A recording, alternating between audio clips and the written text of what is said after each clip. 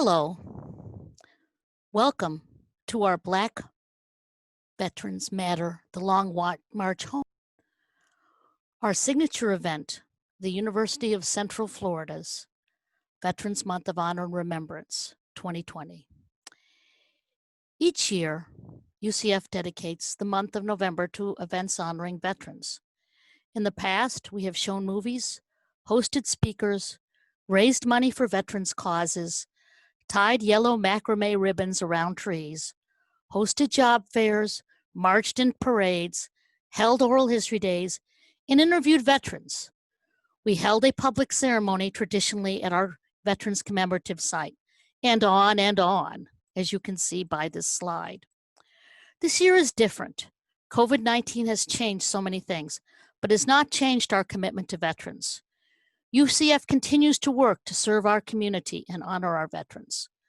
For people less familiar with our work, the UCF History Department hosts the UCF Community Veterans History Project. We have completed more than 600 interviews of veterans, all wars, all branches, wartime, peacetime, men or women of diverse races, ethnicities, and backgrounds. As you can see, these are pictures of our students and our activities, including the center picture of us at the Orlando Parade. We have several other projects involving veterans, including the UCF Veterans Legacy Program, a partnership with the VA National Cemetery Administration. As part of this effort, we tell the story of veterans buried in national cemeteries. For example, the Florida National Cemetery at Bushnell and the National Cemetery at St. Augustine, Florida. We held field trips for students, helped teachers write K-12 lesson plans, and developed innovative digital tools to honor the lives and legacy of veterans.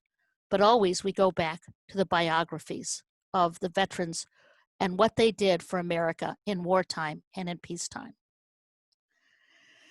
Another project we have is the Epinal American Cemetery in France. Students have written biographies of Floridians who never came home after World War II. Outside of the history department, UCF does some marvelous things, including our psychologists who work with using virtual reality to help traumatized vets. Each year, as you can see in the background, our Veterans Academic Resource Center plants flags on Memory Mall. But they do more than that. They're a one-stop shop for all veterans, whether it be tutoring or dealing with their veterans benefits or any other help they might need. And we work closely with them. Now, COVID-19 forced us to adopt, but our work continues. Witness this Zoom conference. The UCF Community Veterans History Project continues with Zoom oral history interviews. We also now have a special effort to honor an honored member of our community, Captain Richard S. Robbie Roberts of the U.S. Navy. He is still with us. He is 106 years old. He served in the Philippines before Pearl Harbor, and he served all the way to the end of the war. He spent 3 years in the USS San Jacinto with the future President George H.W. Bush, 41. Captain Roberts received 9 battle stars for his service in Pacific Theater campaigns. Now, my class is history class, for example. This is how it goes to the classroom, is researching a glossary of terms. And the idea is that people will know what a Catalina flying boat is or what happened on Guam during the war. We have this available for the public, but also they learn a great deal about research and the Pacific campaigns.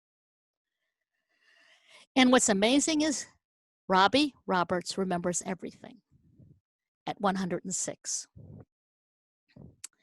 Now, one of the things we're continuing to do is reach out and partner with our community members. We've partnered with all sorts of folks, Korean veterans and senior living, housing and apartment complexes, the Veterans Administration, Lockheed Martin, Raytheon, a Masonic retiree home, and too many organizations to list. Despite the challenges of COVID, we are partnering with the Florida Department of Agriculture to interview veterans who are farmers. We are also moving forward on new potential partnerships with long-term care organizations. We continue to do so, particularly in COVID, because we know the value of recording veterans' memories.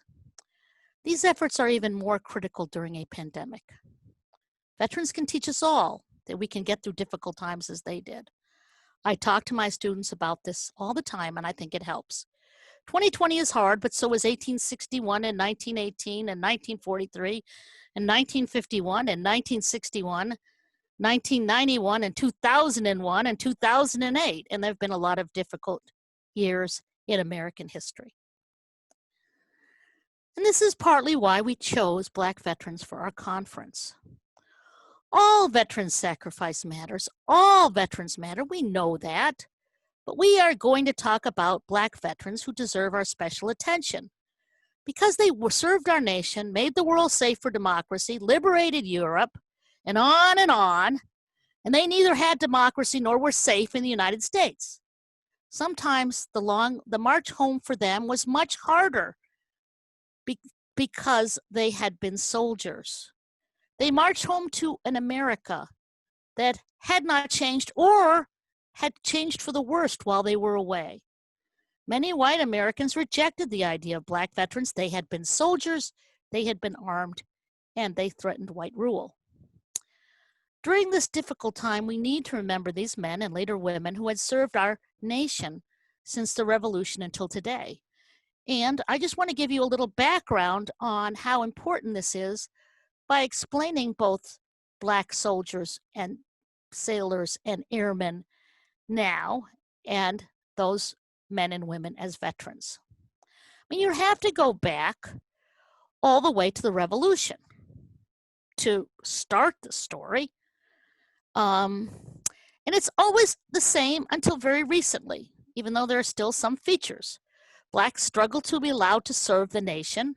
They serve in many instances. Sometimes they're not allowed. They treated poorly during their service, yet they make important contributions to the war effort. They come home to the same U.S., or worse. Ironically, because of their service, they're treated poorly. Sometimes they have advantages, whether it be benefits of some sort, supposedly colorblind benefits, but nothing in the United States is ever colorblind, and we know that.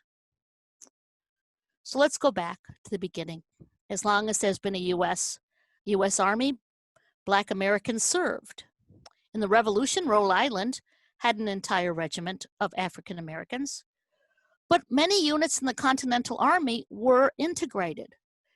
Ironically, this is a story of backward movement when it came to service. When they ended their wartime service, sometimes African Americans were freed and sometimes they weren't. They went back to slavery. When the War of 1812 came, they weren't generally allowed to serve, but they were with Oliver Hazard Perry at Lake Erie in the Navy and with Andrew Jackson at New Orleans as militiamen, right side by side with white Americans in the greatest victory of the war. That's another thing. If you really look carefully, not only are Black veterans there, they're there at important points. The Mexican War came, which was a naked power grab for slavery, so they decided no African Americans. The key, of course, is the Civil War, which will be our first presentation. Serving in segregated units, paid less, unable to be officers, they served the central crisis of the United States, preserving the Union. They returned to homes changed men. They had to reconstruct their life in slavery and in freedom, northern-born men who'd been free and slaves who had been enslaved. And they received maybe the harshest treatment, those enslaved in Reconstruction, who are seen as the enemy because of what they did and challenged white supremacy. There are benefits, and we'll talk about veterans' benefits, but it's not for everyone. But it is the beginning of things like veterans' pensions, which we'll hear a great deal about. The regular Army, Spanish-American War, so Black soldiers served, the regulars of the U.S. Army, the Buffalo Soldiers. Volunteers serve in the Philippines, and then, of course, another great war, World War I. The hardest fighting unit in World War I was the 93rd Division and its regiments. There is no dispute here. Most have served in service units because that was part of the white plan to keep them oppressed. They came home to a world with VA hospitals or federal preference in employments, but they get it? Not always. World War II came along, the big breakthroughs. They were pilots. They served in combat. They served in service and support units. They came after being segregated in those units. But there was a beginning of integration, which Harry Truman made come true in the aftermath of the war by executive order, because the Department of Defense didn't want to do it. He had to order them, and it took another war, Korea, for these men finally to serve in integrated organizations. Since then, Black men and women have all served us. They are veterans. Perhaps things are better, and I definitely think they are. But there's always the issue of race in America. Now today, we are going to hear about 3 generations of Black veterans and their long march home. Of course, you've just heard my opening remarks, 9 to 9:15. We'll hear from Dr. Holly Pinheiro of Augusta University. It's recorded because of his knee replacement surgery, the entire knee. He will present the family cause, the struggles of USCT kin. He's going to talk about the complexities of life for freeborn African-American families. I recorded this with him on Veterans Day, so I have questions. And if you have any, you can send in. I can contact him about what you might want to know more about. We will then at 10 o'clock have a break for 15 minutes, because in Zoom you need breaks. At 10:15 to 10:45, we're honored by the presence of Dr. Trice Donaldson of the University of Wisconsin-Stout. She's going to talk about Vanguards of the movement and how Black veterans engaged in the 1920s in Garveyite Black nationalism and what they called then New Negro movements. They became leaders and key figures in the 1920s in these new movements that challenged the white supremacy. Then we'll have 15 minutes of questions at 10:45 with Dr. Donaldson. We'll have another break, and then we're going to hear about World War II. Dr. Douglas Bristol of the University of Southern Mississippi at 11:15 will talk about changed men, Black veterans and post-war opportunity. We will have 15 minutes of discussion, Q&A, and you'll notice at the bottom there's a Q&A section. You will type in your questions, and I will select what we can answer given the time available. At noon, we have an open forum and closing remarks. Now, right now, we're recording this on the department's YouTube channel. So remember, at the bottom is your Q&A, and you will send the questions, and they will be sent to me, and I will ask them. Now, finally, you should always thank the people who help you, and the University of Central Florida Veterans History Project has so many of those.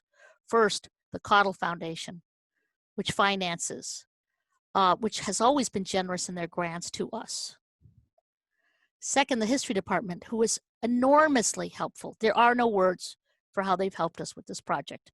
Dr. Peter Larson, Siran Basikia, Kayla Campagna, Dr. Amelia Lyons, Dr. Fawn Gordon.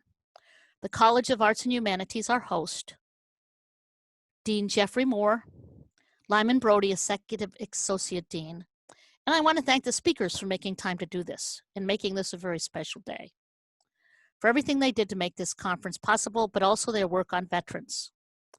And a special thanks to Tiffany Rivera, who is simply magnificent. She makes everything happen on this project. Our first speaker will be Dr. Holly Pinheiro. We recorded this on Veterans Day. Dr. Pinheiro.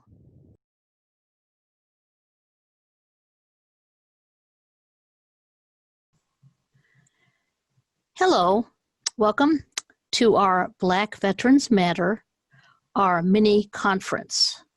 Our first speaker will be Holly A. Pinheiro, Jr. He received his bachelor's degree in 2008 from the University of Central Florida. Later, he earned a master's degree and a doctoral degree in 2017 from the University of Iowa. His focus is on the intersectionality of race, gender, and class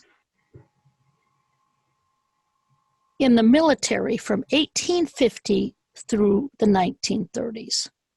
He is an assistant professor of history in the Department of History, Anthropology, and Philosophy at Augusta University.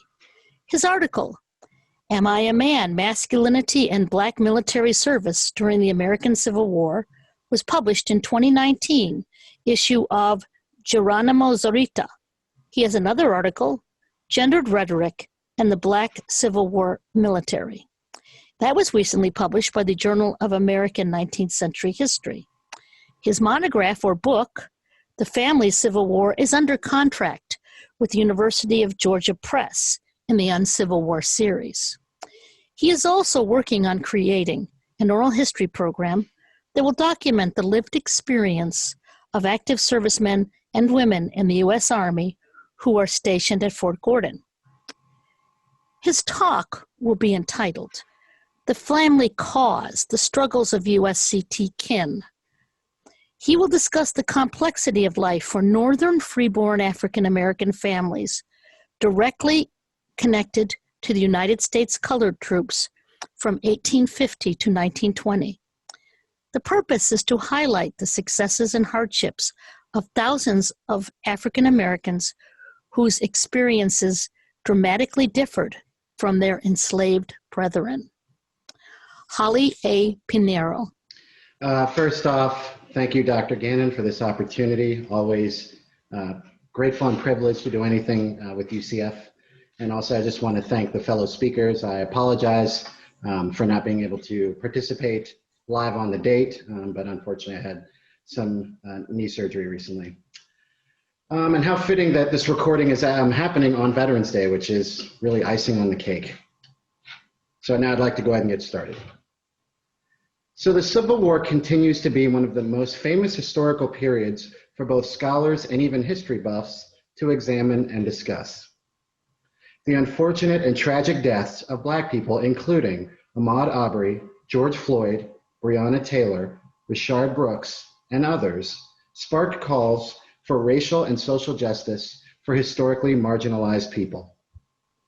One surprising outcome was a vocal emphasis on the importance of history to both detail and explain how racial discrimination and violence are unfortunate characteristics of the Black experience in America. Meanwhile, some whites interpreted the growing demands for the removal of Confederate monuments and memorials as personal attacks on their supposed heritage. Within this contentious milieu, Americans abruptly and dramatically thrust Civil War and the history of Black people to the forefront of national conversations. Now, historical fiction, films, and even television scenes on the Civil War remain heavily favored among the general public today. Within these areas, the Black military experience is routinely ignored or outright minimized. For instance, United States colored troops, or USCT soldiers, received limited screen time in the 2012 film Lincoln. Some people like to point to the 1989 Academy Award-winning film Glory as a definitive visual depiction of USCT regiments. However, the film shortens the complexity of the USCT to 2 hours and 2 minutes. Now, my presentation will detail how the Civil War Black military experience was complicated and in many ways more than most people give it credit for.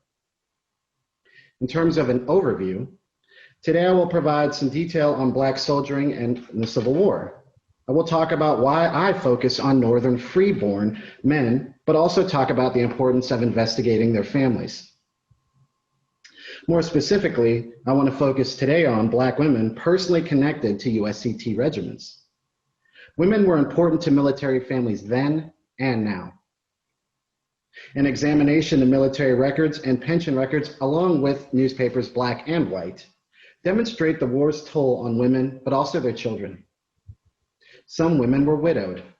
Some raised children.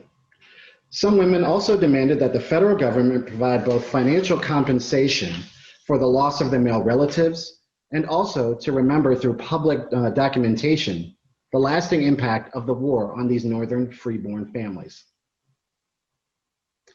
I would like to briefly provide a summary of the USCT before delving into my research specifics. Now, with the passage of the First and Second Confiscation Acts and the Militia Act of 1862, the US federal government slowly began understanding the importance of using Black labor for the war effort. The former policies effectively authorized the US Army to reappropriate the enslaved people from slave owners deemed disloyal to the US to become contraband laborers for military purposes primarily. Simultaneously, the Militia Act's passage went one step further by permitting able-bodied freedmen to enroll in the US Army as soldiers officially. To motivate Black male enlistment, the Militia Act stipulated that enrollees enslaved mother, wife, and even children were forever free. Therefore, the US government and War Department added a gendered aspect to military service. In short, Black soldiering became a theoretical pathway to freedom and protection for some formerly enslaved people, but not all. Meanwhile, the Militia Act authorized Black soldiers to receive $13 a month in pay. However, there was an automatic deduction, unfortunately, of $3 per month for clothing. Now, to make matters even worse, USCT soldiers actually, in many cases, only earned $7 monthly, which remained until a pay equalization bill eventually passed in mid-1864.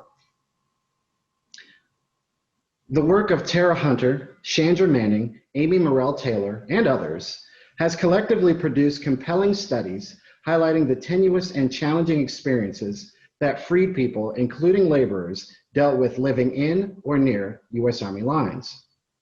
For instance, Manning argues that we need to stop limiting our understanding of citizenship notions solely to aspects of suffrage rights. She persuasively shows that when Black people who are not citizens, or in some cases even considered a human being, they demonstrated an element of citizenship by signing a legally binding contract with the federal government and US Army. Now, this was an undoubtedly empowering feeling for some, though there were consequences for their decision. By 1863, Abraham Lincoln's issuance of the Emancipation Proclamation officially made the US government's war aim about ending slavery, though not necessarily for the humanitarian purposes that some would like to believe even to this day. Now, to be clear, the Emancipation Proclamation freed enslaved people in Confederate states where, in actuality, the US Army had little or no control, causing many to self-emancipate. And there's a great wealth of scholarship on this. Additionally, the policy later paved the way for the creation of the Bureau of Colored Troops, or BCT, which took effect on May 22nd of 1863 under orders General Orders 143.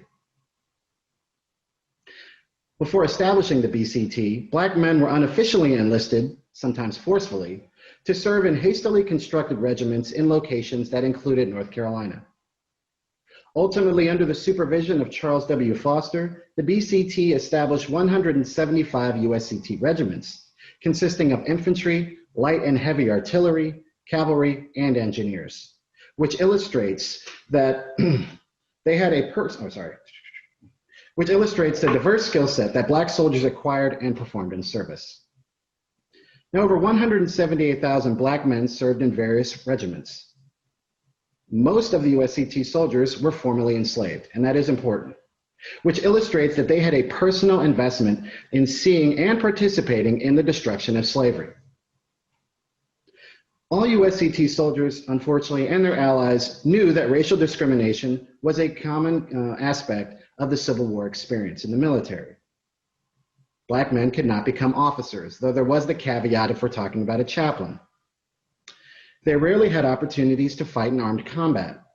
They regularly performed fatigue duties, such as burying dead bodies, digging ditches, and other very physical types of labor.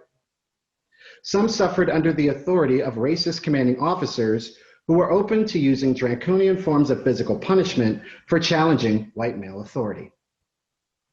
And there were numerous other problems that would ultimately make race a defining characteristic of the military experience. Now, one final but central overview point that I want to raise is that numerous USCT regiments were essential to enforcing US federal policies during the Reconstruction era, primarily when they served as the occupying forces in the former Confederate states. Additionally, USCT soldiers unofficially assumed roles as protectors of freed people and these new citizens as ex-Confederates attempted to reassert, sometimes brutally, their racial domination. As a result, USCT soldiers engaged in violent confrontations with whites. Simultaneously, numerous USCT regiments were stationed throughout the Southwest and unfortunately forcibly moved out various Native American tribes onto reservations, while also remaining near the Mexican-American border under a suspected French invasion by Napoleon III into the US. To accomplish these various objectives, the US War Department was utterly dependent on USCT regiments, since most white regiments mustered out a few months after Robert E. Lee's surrender in early April of 1865. US Army officials reasoned that white soldiers had earned the right to demobilize because they had served longer than USCT regiments. Now, that is kind of true. However, this flawed logic fails to acknowledge that the US Army and federal government repeatedly denied multiple attempts and requests to form black regiments, even as early as 1861. Now I'd like to transition to talk about some of the aspects of my work. Now, as previously noted, since most USCT soldiers were freed men, with some of their kin either still in bondage or stationed in refugee camps, their experiences has dominated the historiography. Meanwhile, the 54th and 55th Massachusetts Volunteer Infantries, partly due to Glory's popularity, is seen as representing the Northern Black soldiering experience. It is worth noting that the two Massachusetts infantries were not actually part of the USCT regiments. And again, since the USCT was largely composed of formerly enslaved men, what usually gets overlooked is the Northern freeborn men. And it is these men and their families that are the subject of what I study. Now, as a result of the preference to study freed people, thousands of Northern freeborn men are historically minimized or overlooked, and that is very unfortunate. They had their own experiences, which were starkly different from formerly enslaved soldiers, and arguably just as important. Scholars have begun moving beyond the USCT soldiers to focus on their kin, and there's a lot of great scholarship out there, some on the bookshelf behind me. James G. Mendez, for example, places Northern USCT soldiers' families during the Civil War at the center of his work, and it's a great book. Similarly, I believe that the families of Northern freeborn USCT soldiers are long overdue for the central focus of a book-length study that will actually span generations. Now, rather than conduct a regimental history, I focused on Black men and their kin from Philadelphia, Pennsylvania, to learn how these Black families connected to USCT service, battled against racism in the military, and in an urban city with one of the largest free Black populations in the nation. The project spans from about 1850 into the 1920s, in some cases into the 1930s, which allows me to track over 178 multi-generational families, totaling nearly 1,000 individuals in an expansive way. I am specifically examining Philadelphian-born soldiers from the 3rd United States Colored Infantry, or USCI, the 6th USCI, and 8th USCI. Additionally, I investigate their families as well. As a result, I can trace many USCT veterans from childhood to death, and even their kin generations later. I'd like to transition to actually give you some of the specifics on families and what soldiering means to them, and it is complicated. In doing so, I would like to highlight the experience of Mary Williamson, a widow of a USCT veteran. On April 8th, 1884, the widow of Benjamin Davis, a deceased soldier in the 6th USCI, arrived at the Bureau of Pensions local office in Philadelphia. Williamson provided testimony to a special examiner regarding the validity of a minor's pension case for their now adult son, Jerome. 2 years earlier, the presiding pension agent questioned the legitimacy of Williamson's common law marriage to Benjamin and their child during a deposition. Maybe she grew tired of having to explain herself to a federal government representative as she emphasized how the Civil War forever changed their family. Now I'm going to read a quote that's between her and this agent. Quote, "I kept him, Jerome Davis, until he was 7 or 8 months old, when I took him to his grandfather's at his father's request. And he, his grandfather, has brought him up and took him ever since 1864. What is the reason that you do not keep or care for him? Because I had to go to service, and they were willing to care for him. They, the U.S. Army, drafted men and left me no means of support to work ourselves," end quote. Williamson's statement illustrates the harsh reality that she and countless other working poor Black Philadelphians experienced during and long after the Civil War, particularly women whose family unfortunately made the ultimate sacrifice. Financial and family strain, as well as invasive oversight, often racist, from federal officials, would continue to follow families like hers for decades to come. Williamson's testimony also sheds light on how the war tore Black Philadelphian husbands from wives, fathers from children, children from parents, and friends from friends. The USCT was pivotal in carrying out the US's military objectives. However, the mobilization of hundreds of thousands of able-bodied Black men into service devastated their families. The families were left to grieve and struggle economically after their male kin died in service. Other families tended to disabilities, whether it be physical, emotional, or psychological, of surviving veterans while also fighting to survive financially.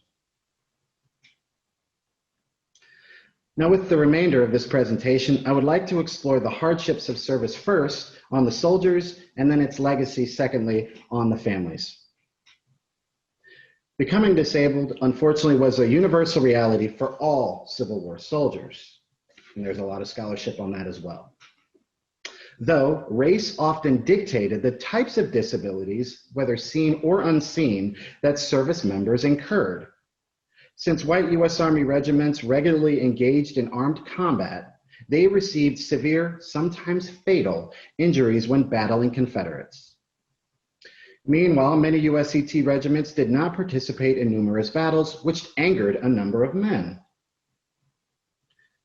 The U.S. War Department's initial decision to primarily have USCT regiments perform fatigue duty angered many Black soldiers who felt disrespected for not having the honor of having the opportunity to fight in armed combat.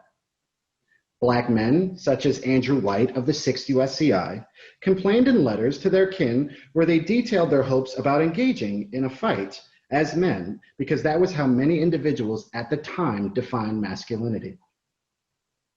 As a result, some USCT soldiers had to find different ways to have their manhood publicly recognized in a positive light. For instance, in a letter to his mother, Sarah Reeves, Andrew stressed his eagerness to fight. Quote, "I have not been in a fight yet, but I have been on some hard marches for a fight, but the rebel was afraid to stand up," end quote. White wrote, "His pride reveals his regiment's manhood was on full display. At the same time, Confederates, in his opinion, demonstrated an unmanly evasion of armed combat. Now, maybe his family took pride in White's self-defined bravery. However, it also meant that their breadwinner desired to sacrifice his life." Andrew's wish would later come true as his regiment took part in the Battle of Point of Rock, Virginia.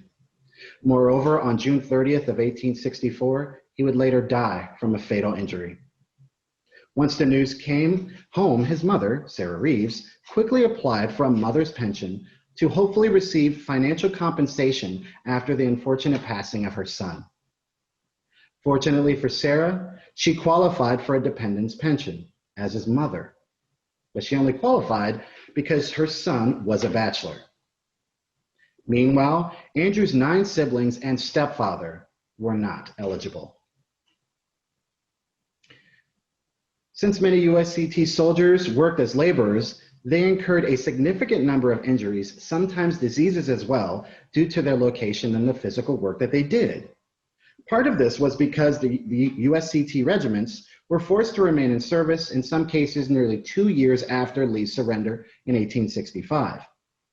Serving as occupying forces meant that they suffered in places where ex-Confederates remained volatile towards US Army soldiers, especially Black men.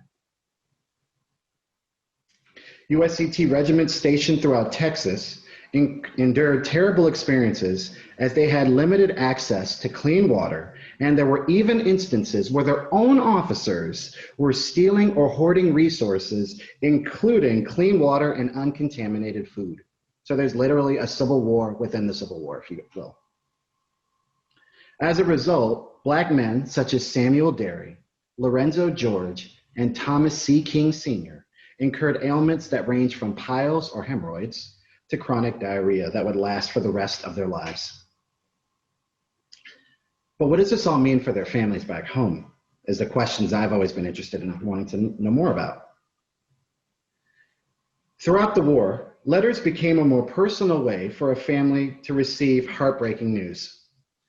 When John Dilton of the 6th USCI wrote his mother, Rachel, he told her of 2 6th USCI soldiers, John Bryant and Benjamin Davis, had died. Rachel then relayed John's communication to their kin. Rachel's decision to update the other mothers shows that these 3 families had some type of relationship which made it permissible for her to disclose the horrific results. It also meant that mourning, at least in these specific cases, became a communal affair for these families. On occasion, fellow soldiers assumed the responsibility of writing directly to families about a passing. For instance, 3rd USCI soldier Alfred Rothwell relayed the final words, had his final words relayed, through fellow serviceman Thomas R. Rockhold to Elizabeth Rothwell. Rockhold, writing on behalf of the now deceased Rothwell, notified Elizabeth that Alfred said, quote, "Goodbye, dear wife. Please do not grieve for me, for I died in a good cause," end quote. Perchance Elizabeth took comfort in the fact that Alfred saw his death as necessary to reshape American society and bring the nation back together. But maybe she didn't. Either way, she was a war widow, raising 3 children by herself. Correspondences detailing good deaths usually, but not always, followed an unofficial transcript that sought to provide relief for bereaved family members desperate for information. These letters often stated the day and time of an event, the soldier's willingness to accept his destiny, and his final words.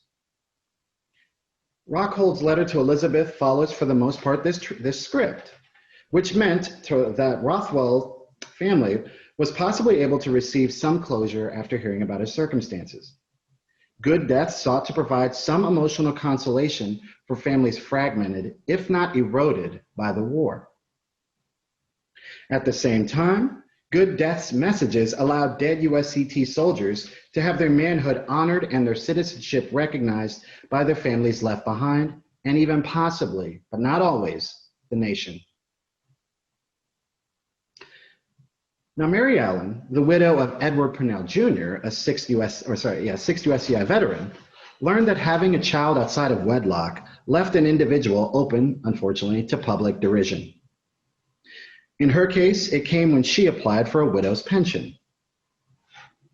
Now, even though Mary and Edward had legally wed, during her deposition, she had to provide detailed information about her sexual encounter with a Frank Williams, a previous lover.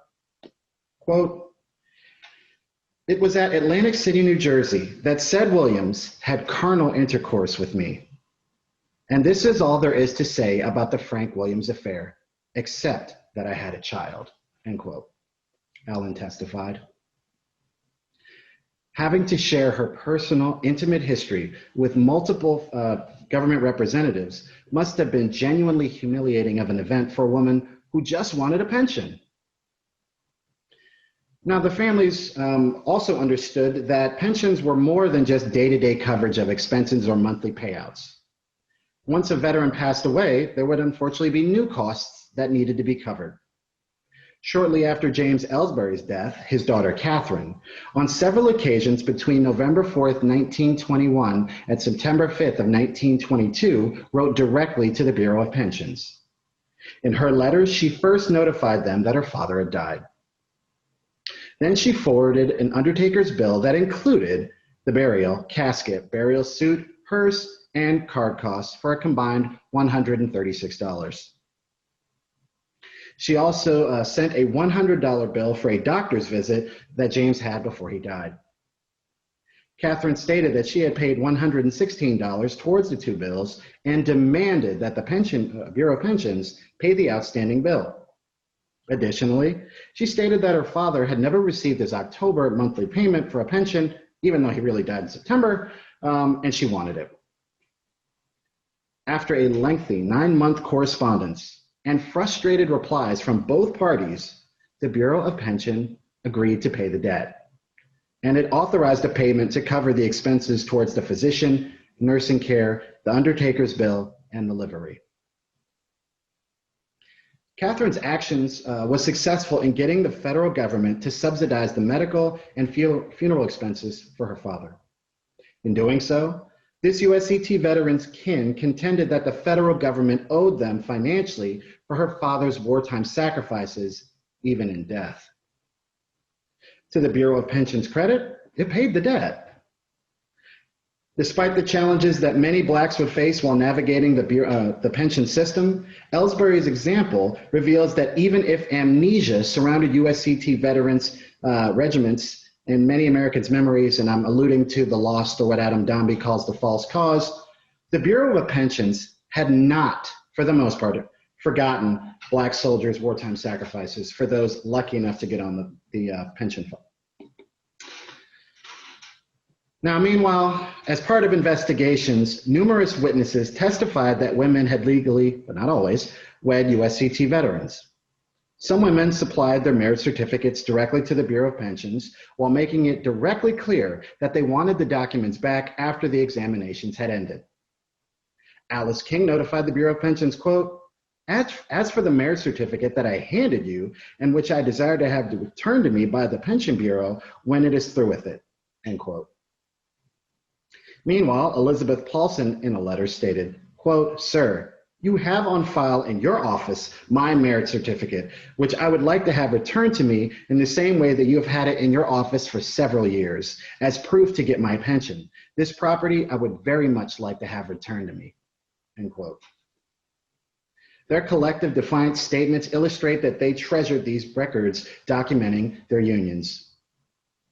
Sadly, the Bureau of Pensions informed Paulson that her certificate became public record for her case and they would never return it. Now, widows learned that pension agents were obsessed with the legality of the unions between them and the veteran. Margaret Parker, William's widow, had her application for a widow's pension rejected due to her inability to supply any evidence of their marriage in terms of documentation. The pension agent did not let Margaret's desperate plea for a pension impact his decision, even though she tended to the ailing veteran over her own declining health. Quote, I have broken my own health waiting on him day or night. I am very sick and can hardly get about, end quote, Parker testified. She was unfortunately rejected, and her rejection left her confused, and a year later, in 1894, she again noted her medical issues. Quote, why am I not entitled to a pension as I am his lawful wife and the only one he ever had? I would like to hear from you with full information why and what reason I am not recognized in the Pension Bureau, end quote. Furthermore, she stated, quote, I have broken myself down trying to care for him whilst he was sick, end quote. In the end, Margaret did not receive a widow's pension because the pension agent did not believe that she was the legitimate widow. Now, Mary M. Parker, Robert's widow, lost her pension after the Bureau of Pensions learned that he never divorced his first wife, Emmeline Murray. The news shocked Mary, who had no idea about his past, as she stated, quote, this is all news to me and a great surprise to me also. It is strange that he never told me of that marriage, especially when he was given to throwing up things at my face when he was mad, and I wonder why he never told me in one of these ugly fits of temper," end quote. Meanwhile, Ida Rebecca Nolan, a friend of Mary, testified that Robert essentially came and went as he pleased even after the two separated.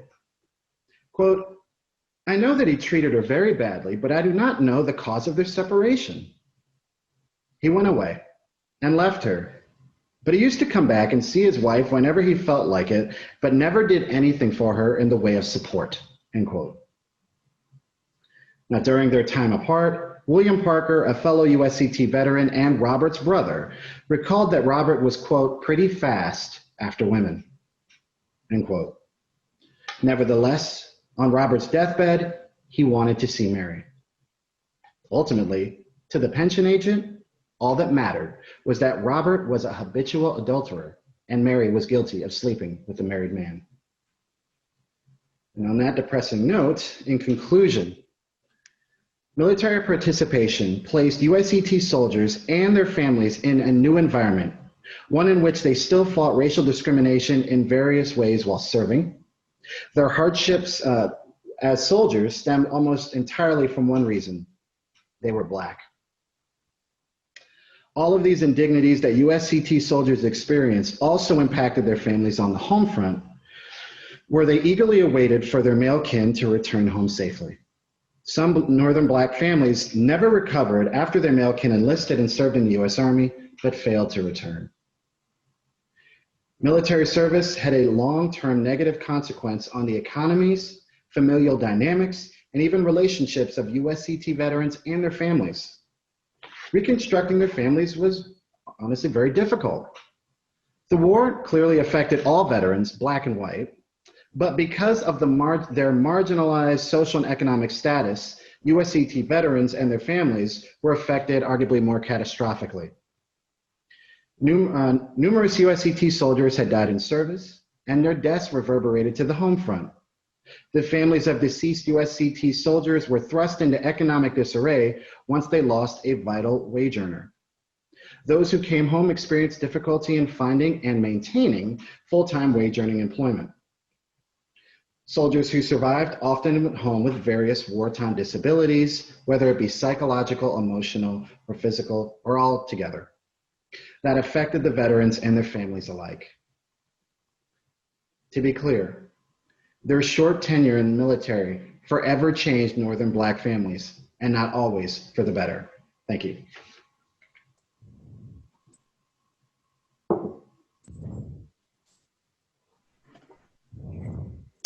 Thank you, Dr. Pinheiro. I appreciate it. That was a wonderful talk.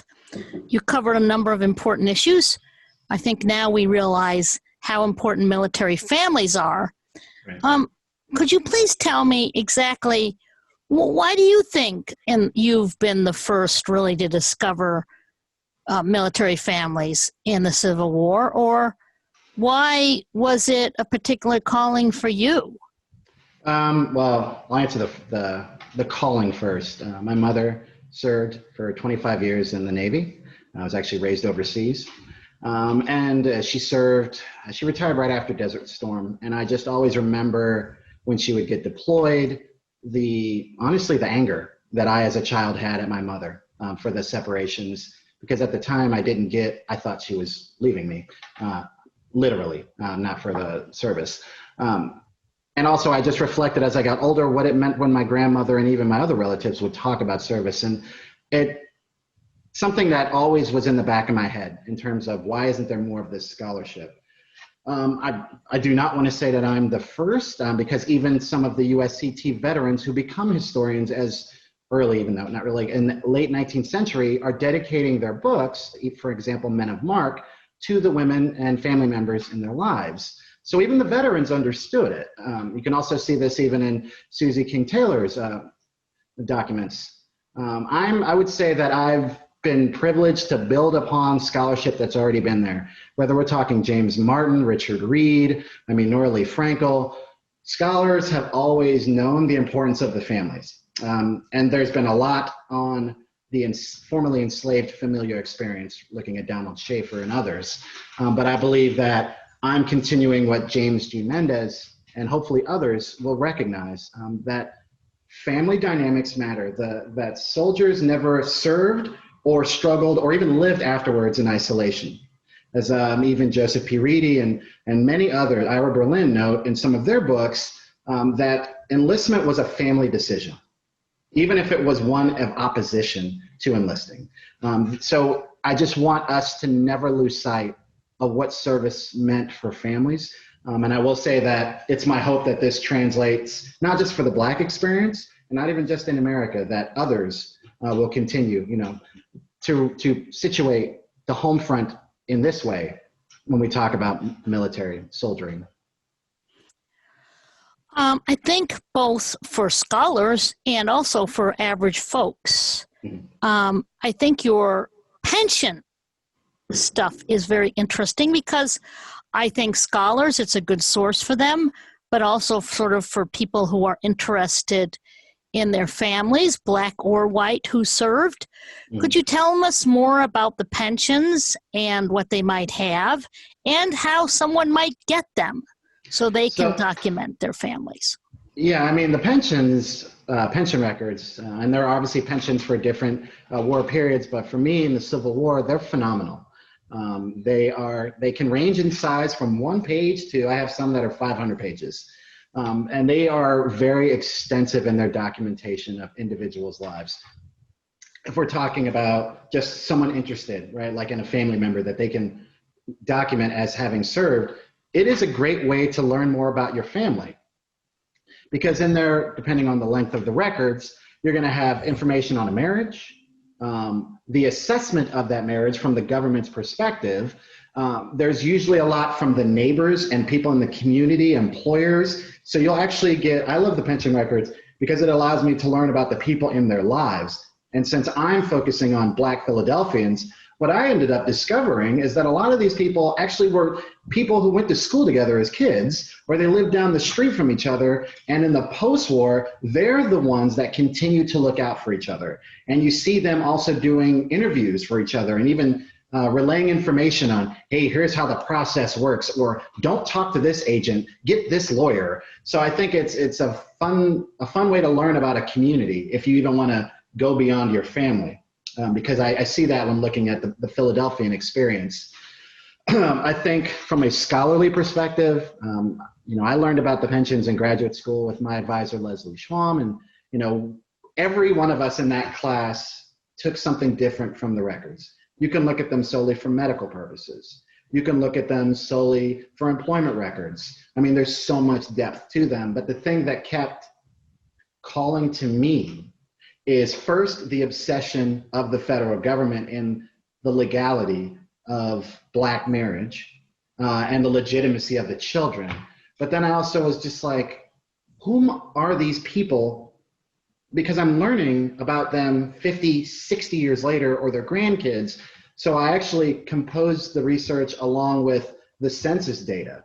So even using the federal census, which admittedly is very dry, I am able to find these people and even bring out more depth. So I've learned that even some of the veterans I study were raised in white households. And if you're not familiar with Philadelphia, it has one of the worst track records in the 19th century for large-scale racial violence. So the fact that Black youths who become soldiers are raised in white homes for different reasons is a fascinating development that I think more people need to tease out.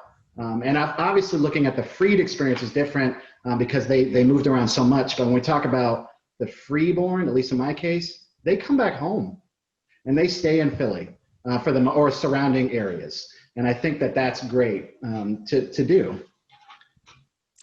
So just to follow up, I'm a Joe K. average and I'm not a PhD in history, Right. But I know I've heard my great uncle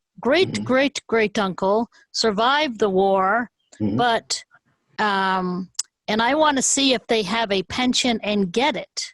How do I do that? So the easiest way is, I'm not sure if they're technically open at the moment, but when it is, the National Archives and Records Administration, or NARA, they have a website, and you basically go to it and you can look for pensions, and they're broken down by pre-Civil War, so the Revolutionary War, War of 1812, the Civil War, and later. If we're talking just about the Civil War, what you're going to need is the name that they enlisted under, and that gets really complicated when we're talking about many Black soldiers, particularly those who are formerly enslaved, because they changed their names for different reasons, rightly so, right? Like they assume new identities, and I don't see that as much when we talk about the freeborn.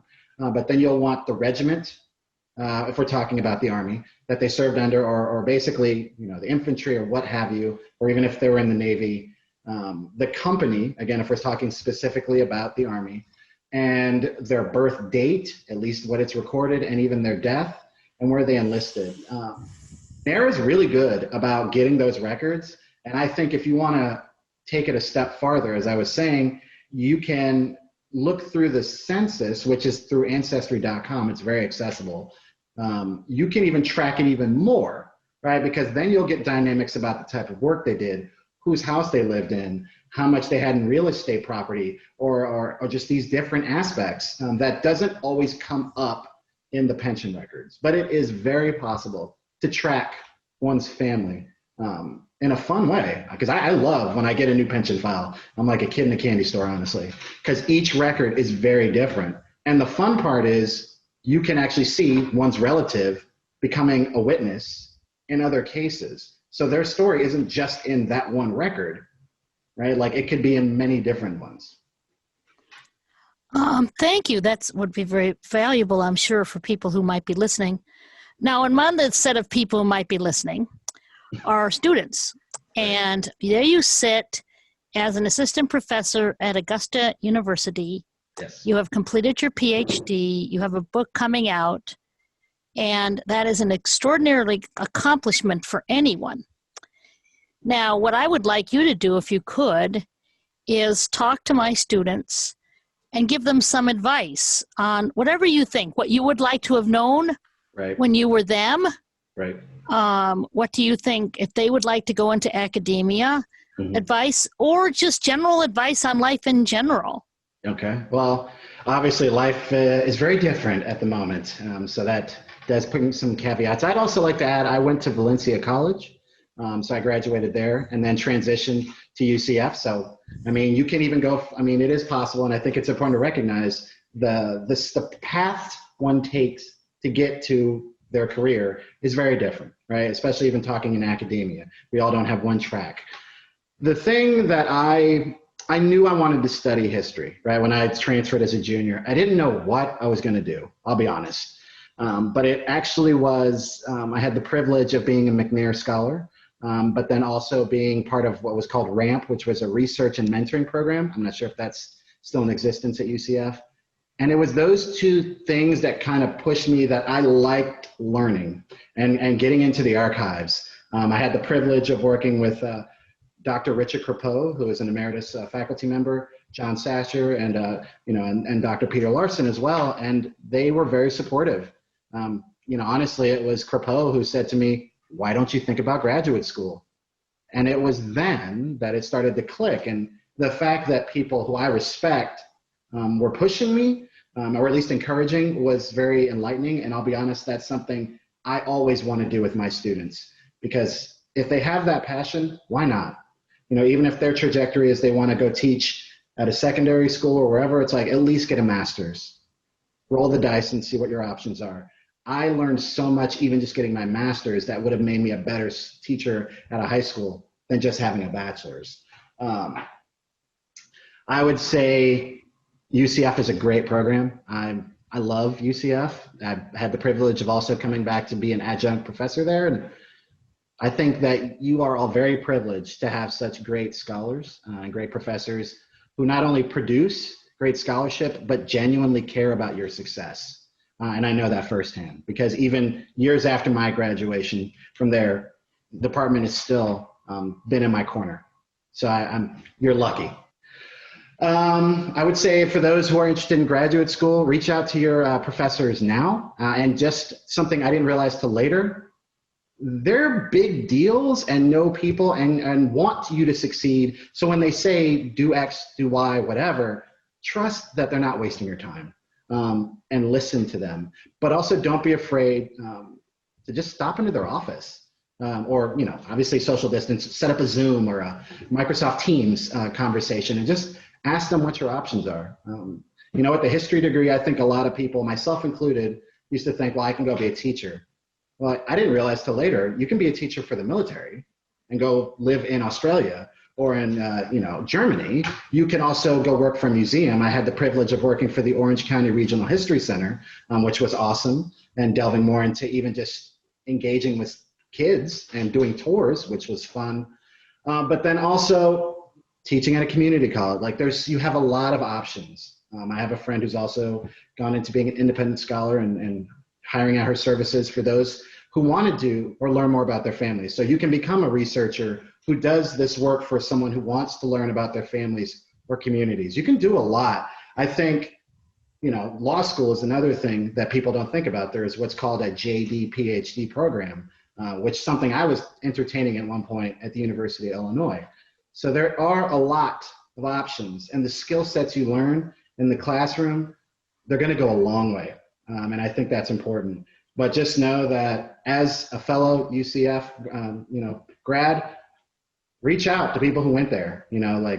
We're off. Some of us are doing some really great stuff, and we want to help you to succeed. So if I can do that, I would love to. Go Knights. That is an excellent place to end. Thank you so much, Dr. Pinheiro. That was pitch perfect, exactly what we wanted to do. We want to increase not just Black veterans, but Black veterans, their families. Great. We also want this to highlight that this also was an issue for white families. Yes. It's something, I guess, if we talk about interracial sharing, there's interracial suffering. Yes. And so we want people to understand the complexities of the military family. Exactly. Thank you so much for appearing with us, and happy Veterans Day to your mom.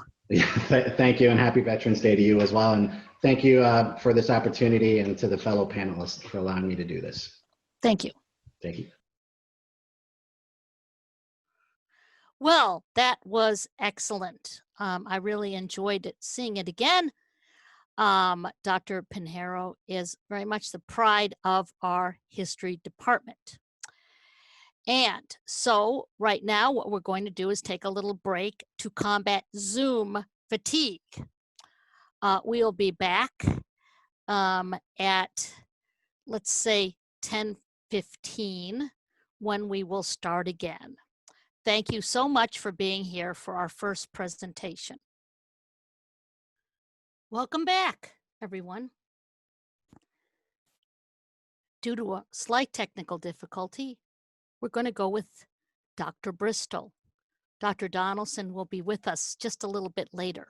But we all know how gremlins work, and they certainly have done a lot of overtime during the COVID crisis. So it'll be a little out of order, but we'll go back to World War I after we're done with World War II.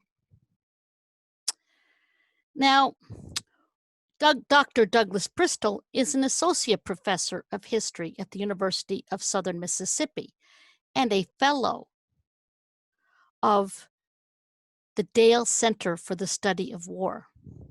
In 2002, he received his PhD with distinction from the University of Maryland, where he studied under Ira Berlin, referenced by Dr. Pinheiro.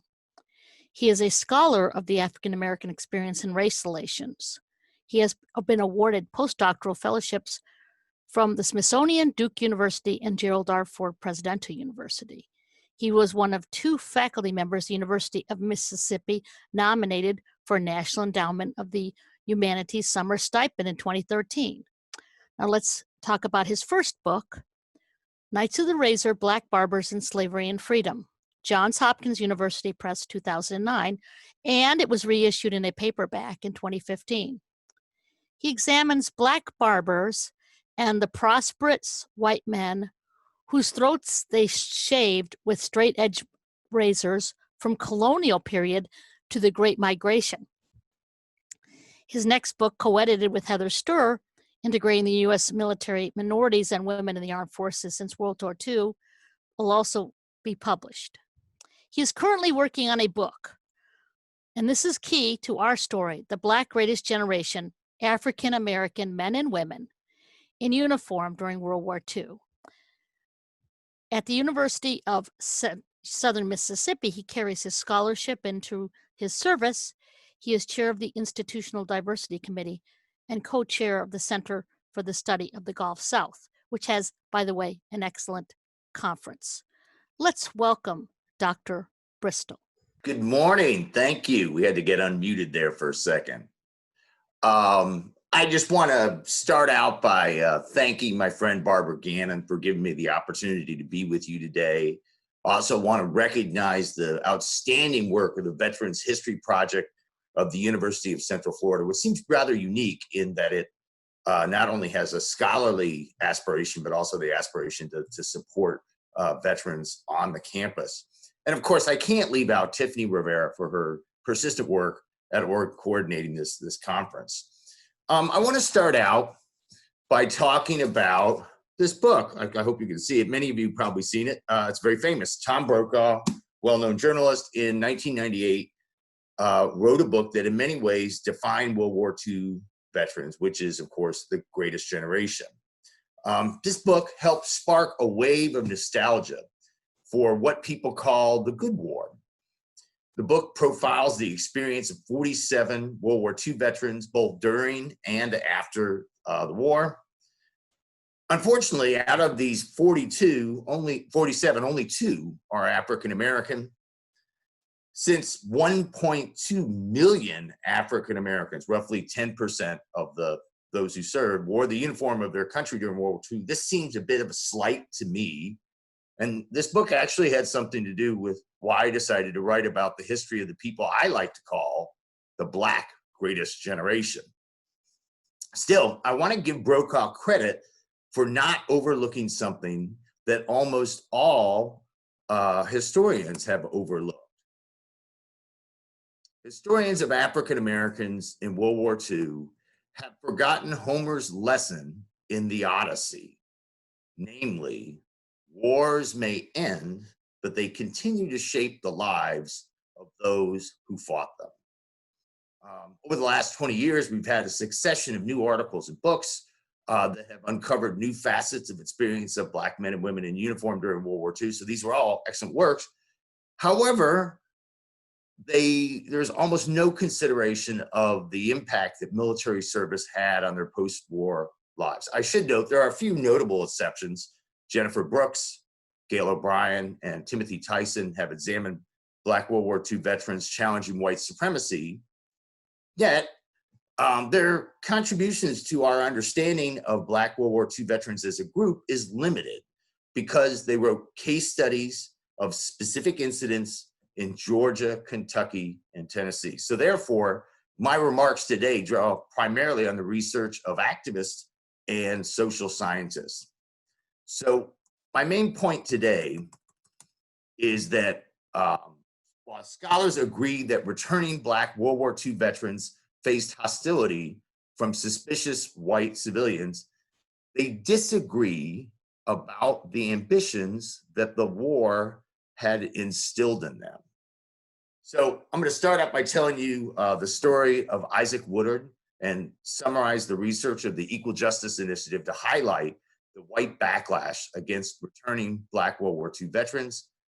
Then I will evaluate the very different conclusions of Christopher Parker and John Modell about the position Black World War II veterans sought when they returned to civilian society. So briefly, the difference is Parker argues they returned very motivated to become civil rights activists. Modell argues that in fact, they had much more individual aspirations to live the American dream and enjoy success.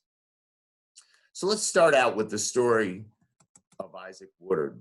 Let's try to paint a picture, shall we? It's February of 1946, and a young Black man named Isaac Woodard is sitting on a bus watching the Georgia pines fly by the windows. He's on his way to see his wife, and he's probably very excited because he's been away at war, and he hasn't seen her in a very long time. He'd been fighting for his country in World War II, And just that day, he had been honorably discharged for his service. But Woodard is a Black man who is returning to the Jim Crow South. 1 hour out of Atlanta, the bus driver stopped at a small drugstore. Woodard wants to get off and use the restroom. The bus driver gets upset with him. They have a little bit of an argument. Woodard doesn't think much of it. He goes to the bathroom, runs back to the bus, and the bus keeps going. But then a few miles down the road, the bus stops in Aiken, South Carolina. The bus driver gets off the bus and returns a short while later. He calls to Woodard and tells him to get off the bus. So Woodard gets off the bus, and before he can even utter a word, the police officer strikes him in the head with a billy club. And the blows kept coming, and they kept coming to the point that Woodard loses consciousness. Woodard is still wearing his crisp Army uniform. He's been discharged just a few hours earlier. When he comes to, he's in a jail. He was beaten so severely by the police officer that he would never see again. Now, we know Woodard's story because the NAACP sent the blinded veteran on a speaking tour and publicized his case in the newspaper. However, the Equal Justice Initiative put out a report in 2017 that showed Woodard's case represented only the tip of the iceberg. The title of the report was Lynching in America, Targeting Black Veterans. And it says, between 1877, the end of Reconstruction, and 1950, quote, no one was more at risk of experiencing violence and targeted racial terror than Black veterans. The report, just to put this in context, supplemented the organization's 2015 report, Lynching in America. So the organization had hired researchers to try to uncover undocumented lynchings, and they were able to document, in fact, 4,075 lynchings, which is 800 more than had ever been documented before. And I'm sharing this information just to say I have a high degree of confidence when they make statements about violence targeting at Black people. So let's go back to the report they had on veterans. The report also says, quote, between the end of Reconstruction and the years following World War II, thousands of Black veterans were accosted, assaulted, attacked, and many were lynched. Brian Stevenson, who many of you know from his best-selling book, Just Mercy, which last year became the basis for a feature film, is the founder and director of the Equal Justice Initiative. And he said in an interview that the report should change the way we remember Black veterans. Here's what he says. We do so much in this country to celebrate and honor folks who risk their lives on the battlefield, but we don't remember that Black veterans were more likely to be attacked for their service than honored for it. Black veterans were attacked because by putting on the uniform of their nation's military, they challenged the myth of racial inferiority that justified the racial hierarchy. Southern politicians expressed fears that Black veterans, empowered by their military service, would fight racial discrimination and segregation. Political scientist Christopher Parker argues Southern politicians were exactly right. His argument bears consideration because, sadly, he wrote the only book-length study of Black World War II veterans, which really struck me in contrast to the wealth of literature that exists on Black Civil War veterans that we just heard about. The title of Parker's book, so this is the beginning where I'm going to talk about the two different viewpoints, the two different takes on what were the ambitions of Black veterans. We're going to start out with Christopher Parker's book, and its title, Fighting for Democracy, summarizes his argument on the post-war ambitions of Black World War II veterans. He contends military service made Black veterans willing to challenge white supremacy. And in fact, what inspired him to write the study is that there are numerous examples of Black veterans who returned home fighting for racial equality in civil rights histories written by people such as John Dittmer, Charles Payne, Timothy Tyson, and others. So this is what inspired him to investigate the possibility of their activism. He gives 3 reasons to support his argument. The first has to do with ideas. Parker argues that fighting in defense of freedom and equality overseas introduced Black veterans to the Republican version of citizenship, in which citizenship is earned by serving one's country, especially in its defense. The United States had justified sending men to war through the principles of democracy and equality. So this is something soldiers heard over and over again. They were indoctrinated, which Park said gave Black soldiers a civic education. Surveys, he also cites surveys conducted by the Army Research Branch, I'm going to talk about that a little bit later again, found Black soldiers felt they were entitled to the equality for which they had fought. So in other words, the message got through.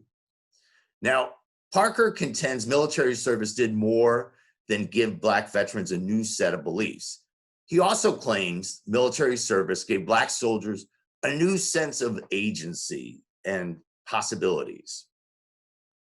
One thing that we need to keep in mind, at this point, the overwhelming majority of the African-American population lived in the South. So most Black soldiers during World War II came from the South. And so going from the fields and sharecropping to the military, 80% of Black troops worked in service units, but that often involved, highly technical things, building runways for airports, fixing the motors of tanks. These were challenging and novel tasks, and their ability to accomplish them gave them a new sense of what they were capable of doing. In addition, about 125,000 went to the European Theater of Operations, where they took part in the defense or, in fact, the liberation of white people, who accordingly treated Black soldiers with a measure of respect they had never experienced before. So this gives them a new sense of possibilities. The last reason he gives to say military service motivated Black veterans to participate in civil rights activism is that it gave them confidence. Not only had they performed their jobs under enemy fire in combat zones, but, and this is equally important in Parker's mind, and I would agree with him, they battled racism within the ranks of the U.S. Armed Forces while they served in the war. They had to stand up for themselves because even in the face of directives to not discriminate against Black soldiers, it often happened, and they looked after themselves. Now, Parker, nothing against political scientists or social scientists in general, but the book is rather theoretical. And so rather than going into that, I thought a better way, I'd use a historian's way of illustrating his point. And so what I'm going to do is draw on an oral history that the staff of the Center for Oral History here at the University of Southern Mississippi conducted with someone who became a Black veteran from World War II, became a very prominent civil rights leader in Mississippi, Amesy Moore. And I'm going to do this because in many ways, the story he tells in this oral history interview does a wonderful job of illustrating Parker's point. By the way, I do want to tout, you can find the Center for Oral History online. We have one of the best collections of interviews with civil rights activists in the United States. Let's get back to Amesy Moore. So, by the way, I'm just reading from the interview. So if you hear me, I'm not going to keep saying quote, it's all quotes. So the interviewer asked Moore, when you were going to school, did you notice or did you possibly recognize that there was a difference between your situation and the white children that were going to school? This is what Moore said. Well, now, here comes a strange method. Answer to that question is this. Now, as a child growing up, I would go out and see beautiful homes and bathroom fixtures. I didn't know what they were. I know they were beautiful. People always had houses, automobiles, their kids were always in school. They operated everything from the banks on down. I had a terrible thought that these are special people who had special training and they have to always do right. because they are always blessed. And this is the whole idea. On the other hand, I wasn't quite sure why I had not been the recipient of the types of things I saw them with. I just didn't know. And that concept, that belief rather, kind of followed me until I went into the armed forces and traveled around the world and really saw the world at firsthand. And I found out I was wrong. People are just people. Some good, some bad, some rich, some poor. So clear indication that prior to leaving the Delta, Moore just kind of thought that's the way the world was. White people were just better than black people because all the evidence around him suggested that. And World War II changed his perspective entirely. Moore was drafted in the Jim Crow Army in 1942. I should just note, World War II is the last war the U.S. Armed Forces fought with segregation. It's also the first war where the federal government promised to treat African Americans equally. So there's a real tension in the experience of World War II soldiers. Interestingly enough, so he's talking about segregation in the Army. He said, I really didn't know what segregation was like before I went in the Army. Stateside, he was shipped from one racist post to another. Alabama, Texas, Virginia. Overseas was hardly any better. He gets to Calcutta, India, only to find that the enlisted men's clubs were segregated even there. Moore said he asked himself, why are we fighting? Why were we there? If they were fighting for the four freedoms that Roosevelt and Churchill had talked about, then certainly we felt that the American soldier should be free first. Now, as many of you know, the military has a great sense of irony. So what do they do? As Moore sits here now, corporal, questioning the whole motives for the war, they appoint him as a morale officer. That's right. The Japanese were using radio broadcasts to remind black soldiers there was going to be no freedom for them after the war was over. So Corporal Moore's job was to give lectures to black soldiers countering this propaganda and talk about their stake in the war. Unsurprisingly, Moore returned home from the war angry about segregation. Here I am being shipped overseas, and I have been segregated from this man whom I might have to save, or he saved my life. I didn't fail to tell it. Moore's suspicions were confirmed by white attacks on black veterans in Mississippi. So he returned to his hometown in Cleveland, Mississippi, which is in the Delta, in 1946, to find local whites had organized a home guard to protect themselves against black veterans who were presumed to have acquired a taste for white women. So this is often the lie that was given to justify segregation, that black men secretly all craved to rape white women. Fortunately for the black community, Ames Moore was not intimidated. He went on to become an important civil rights leader working with the NAACP. And importantly, he worked with the Student Nonviolent Coordinating Committee, and his friendship with Bob Moses, who's the SNCC leader who first came to Mississippi, gave Moore credit for really helping him get started on the voter registration drive in that state. However, it's important to note that Moore had other ambitions besides fighting for racial equality. He became a successful businessman, opening a combination service station restaurant that served black customers. His focus on individual success in business also provides evidence to support a very different view on the ambitions of black World War II veterans. So I only have time to talk about one more person. I want to talk about John Modell, who, in sharp contrast to Parker, argues that military service inspired World War II veterans to have individual rather than communal ambitions after the war.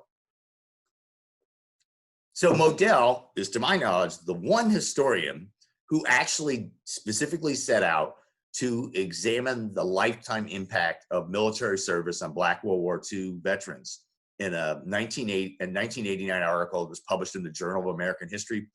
This always frustrates me. This article is widely cited by people, but they rarely actually incorporate any of its findings in their work. Part of the explanation for Modell de-emphasizing the fight for white supremacy has to do with the sources he chooses to use. He digs into the US Census returns, and he also looks at those surveys that Parker cited as well that were conducted by the research branch of the US Army. His most striking finding concerned migration following the war. According to the US Census returns, more than half of Black men who were in their 20s at the time of their military service in World War II were in 1950 living in a region different than their birth. So you might say, well, that was a time of much migration. Maybe that's not extraordinary. Well, less than only a third of non-veteran Black men migrated out of the region of their birth. And this was not a phenomenon necessarily associated with military service, because less than a quarter of white veterans migrated out of the region of their birth. So this is really striking that the military service made Black World War II veterans much more likely to pick up and go somewhere else than where they were from. Now, Modell also examined public use samples of the census. And what this is, when you probably just recently filled out your card, you give information about your household to the census. So there's a rich amount of detail on that. And so what the Census Bureau does is it pulls out samples from that so you can actually get down to the level of very specific information about individuals. And one of the things that you can learn from these public use samples is information about income. And what's really striking is Modell was able to determine that Black World War II veterans earn more money than Black not veterans. So it's striking. So the outcome is great. If you served in the war and you're Black, you're going to make more money when you get back. This is something, I don't have time to get into it, but other social scientists, looking into how did military service affect all World War II veterans, have confirmed. So there's no doubt that this is true. In addition, the payoff for military service was much greater for Black veterans than it was for white veterans. So again, this is kind of unique. Now, Modell, like Parker, also examines the surveys conducted by the research branch of the US Army. Modell notes that there's a published volume, or actually it's 2-volume set of the published results of these surveys by Samuel Stouffer, who led the research branch of the US Army. These were really the first wide-scale surveys conducted. If you pick up a sociology textbook, they probably mentioned this.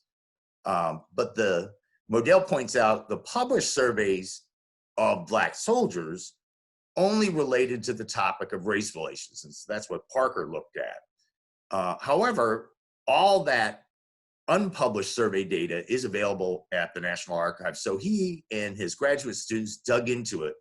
They specifically looked at survey data gathered in August 1944.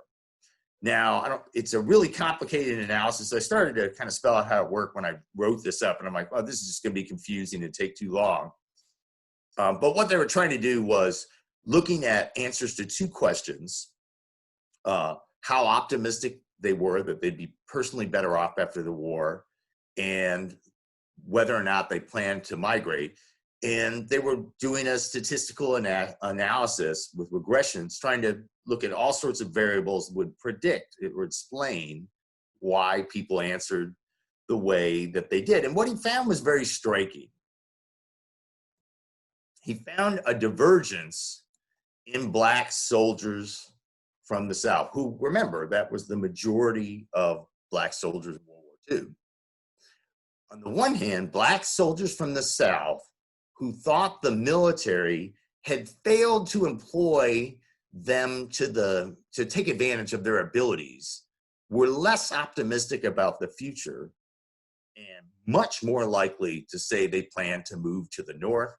On the other hand, those who did not express frustration with how the Army used their talents were more likely to plan to remain in the South and to express optimism about the future.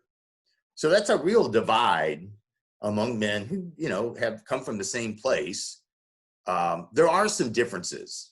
The ones who felt the Army had not really taken advantage of their skills were much more likely to have been promoted, to have had at least a high school education, and also, promoted,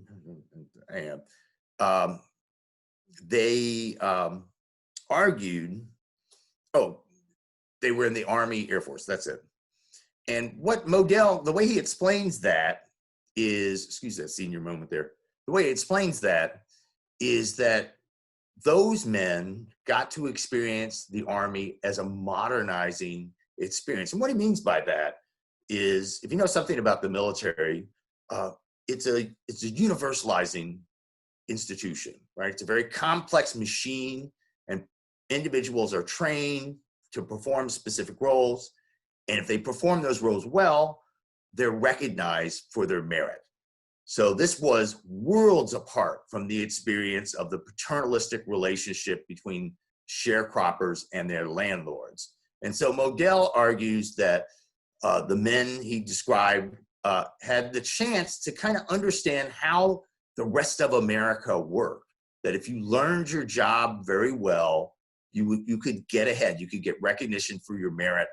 And that explained why those Black soldiers who had that experience in World War II were eager to leave the South and enter the Northern workforce, where they kind of had figured out how it worked. Those who remained, there were, unfortunately, 80% of Black soldiers were in service units, and many of them were in what Black soldiers themselves called pick and shovel brigades. So just the most menial work, where it wouldn't really have seemed much different than what they were doing back in Mississippi or Alabama or Louisiana. So Modell's conclusion overall is that military service taught Black individuals how they might succeed in American society. And this involved, he argues, a certain distancing from the larger African-American community. So in other words, they're thinking about their future, not in terms of a community, but in terms of their individual self and their close families.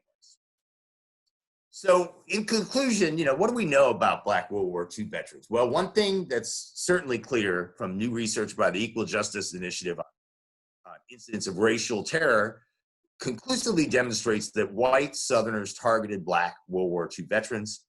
Sadly, this means the story of Isaac Woodard is the rule rather than the exception. However, more research clearly needs to be done to explain the gap between the findings on the one hand of Parker and on the other hand Modell about the ambitions of returning Black World War II veterans. Parker, you might recall, made the case for military service making Black veterans more inclined than non-veterans to challenge white supremacy. Yet Modell's analysis of census and Army survey data suggests Black veterans were more likely to harbor personal than collective ambitions for the future. Simply put, those are not the motives that propel people into activism. Just to kind of close this out, to return to the book I started with, so there were two African Americans. One's Martha Putney, who was an officer in the WACs. The other, there's one Black man, his name is Johnny Holmes. He's quite remarkable because he served with the famous 761st Tank Battalion, which fought with Patton at the Battle of the Bulge. And like I said, Brokaw was good about following veterans home and seeing what they did with the rest of their life. Johnny Holmes didn't become a civil rights activist. What he became was a landlord, at one point actually owning 3 apartment buildings in Chicago, and he's fairly conservative. He said he was really discouraged with government welfare programs because he saw how it deprived his tenants of ambition and drive. I think I'm showing my hand. I think we need to be open, in the work I'm doing right now behind the front lines, which looks at service units in World War II, argues that, Black soldiers wanted the American dream, just like white soldiers did, and their service in World War II made that much more possible than it had ever been before. But either way, there is no argument that Black World War II soldiers, everybody would agree, they came home changed men. Thank you very much.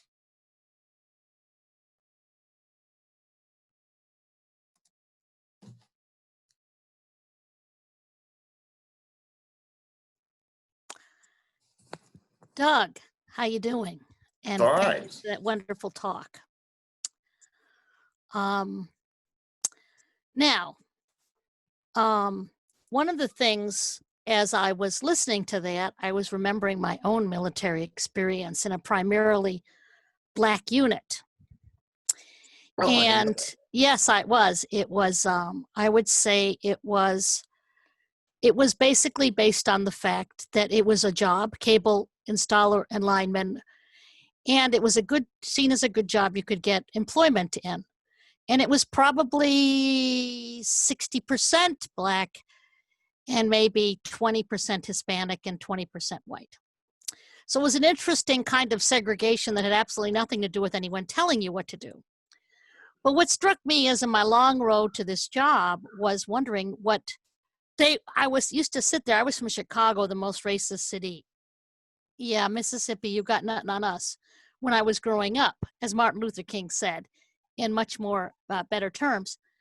But I said, so what's in it for them? But I obviously saw that they believed there was a great deal. In fact, I decided many of them thought it was their way out of where they were to the middle class.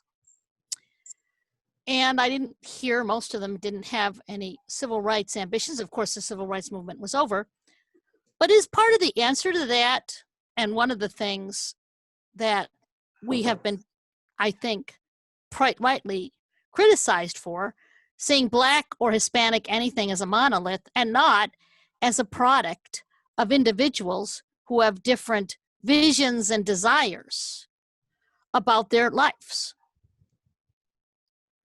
Well, first off, thanks for sharing your story. That's really interesting. I didn't know that aspect about you. But I think you couldn't be more correct that there is a tendency to make sweeping generalizations about Black people in ways I don't think we would with other segments of societies. We learned just in this last election, it was dangerous to make sweeping generalization about Latino voters. This goes to something in the book. One thing I'm really trying to hold the historians accountable. I think they want to turn all of the history of African Americans between World War II and the 1960s into a civil rights narrative, as if that was the only thing African Americans thought about. And I simply refuse to see why Black people would be different than white people. You know, you're living at a time of amazing prosperity. Even before the Civil Rights Act is passed during the 1950s, Black family income doubles in one decade, the 1950s. And, you know, there has been one thing that's largely overlooked is the creation. We have a very large Black middle class today. And this is when that really began. And somehow I don't see that that's any less of an important story than the civil rights struggle, which to me seems well documented. And moreover, I think looking at how young Black men and women look to the military, even despite its discrimination against them and prejudice, as a ticket to upward mobility, by emphasizing that aspect of World War II, it's easier to see continuity with today's all-volunteer military. And we have a question from our listeners. Paul McAllister, he wants to know, first, he greatly enjoyed your presentation. Thank you. But he would like to know if, to your knowledge, is there a similar body of surveys on Black soldiers who served in World War I? Unfortunately, there's not. Like I was saying in the talk, the reason you'll see Samuel Stouffer and the research branch in sociological textbook is there had never been the opportunity to do such vast surveys before, because they really made an attempt to, at points in times, for example, in 1944, they surveyed every single enlisted man who was stationed in the US. So the scale of these is huge, and it's sad that we don't have that for World War I, because that would be fascinating. Yeah, actually they did. There's only, I believe Virginia might have it for World War I. It's not as extensive, but there are some. Some states did, but I think it's like very limited. But if you go to Virginia, they actually do have them. but they're not like this. I mean, one of the things you have to understand about World War I, as we all know, by then PhDs were running things, which is not always good. But in this case, there are a lot of PhDs with uniforms on, and they had to find something to do. And we benefit from that. So one of the things that you were talking about, and I just want to make sure I understood this, so that people who thought they were underutilized, they were more likely to want what? Were they the prosperity people or the people who wanted to do civil rights? Oh, thanks for giving me the opportunity to talk about that, because that's a crucial point. So the people who felt they were underutilized were the ones who were not optimistic about the community in general and were focused on their individual prosperity, and their way they were going to do it is they said they were going to move out of the South. Okay. Now that's interesting. So the people who thought they were, and that makes a lot of psychological sense. I mean, one of the things I think historians need to look at is personality and experiences. And yes, okay, so the people who did think they were utilized were more likely to do civil rights because they thought they had an efficacy. Is that what you would think about it? Yeah, although I would add something. Modell makes a point that I think really needs to be addressed more. Not only do historians err in saying everything's about the civil rights movement, if you look at histories of enlisted Black men in World War II, they often, you would think at least half or more of the soldiers were from the North, because those are the people that quoted the most, because they were simply more articulate. And I think, one of the things we need to do is realize that African Americans experienced World War II based on what had happened to them before. So they're coming out of a Great Depression, which really hadn't ended for them as late as 1940. So just to get in the military and have 3 square meals a day and have the sense of I'm going to learn something to get me a job later seemed like a good thing. But the other thing too is you just have to realize, I think the Amesy Moore interview really illustrates landlords in places like the Mississippi Delta had isolated Black sharecroppers to the extent that they just kind of thought this is what life was like, that this was their lot in life to do menial labor. And so if the military reproduced that situation, and it was mainly other soldiers from the Deep South, I mean, they just wouldn't have perceived that there was a big change. They wouldn't have actually learned all that much from the military. One thing you have to realize, one great benefit that the military offered Black soldiers is at a certain point, they were failing to meet their quotas for drafting a proportionate number of African Americans because they were failing what we now call the ASVAB test, because sharecroppers had not gone to school. They were illiterate. And so by the middle of the war, 1943, they realized Black soldiers are going to plug the gap. We really need more forces. So they actually created special training units that would teach people to read and write to a level that they could follow commands and read simple instructions. And so that this is a great benefit that comes from the war. But at the same time, it tells you, kind of where these people were coming from. They have been so deprived of any kind of opportunity at all. It's not hard to see how some of them could say, well, this is pretty good. I got a uniform. I'm being fed well. I mean, so that, you really have to think about where these people were coming from to get a sense of how they experienced the military. I have a question from Brandon Kirk. He again wanted to thank you for the talk. He said, I wondered, since the majority of African American vets in World War II operated in logistics, were they ever part of the Army Corps of Engineers for the U.S. Army? Were they ever allowed to be part of that? Yes, that's a very perceptive question. And that's actually a whole chapter in my book, Behind the Front Lines, that I'm working on, because they did extraordinary things. So they were building runways in Liberia. They built the Alaskan Highway. They built a road in Burma to connect Burma to China so we could continue to resupply the Chinese in their fight against the Japanese. So their labor was involved in epic construction projects.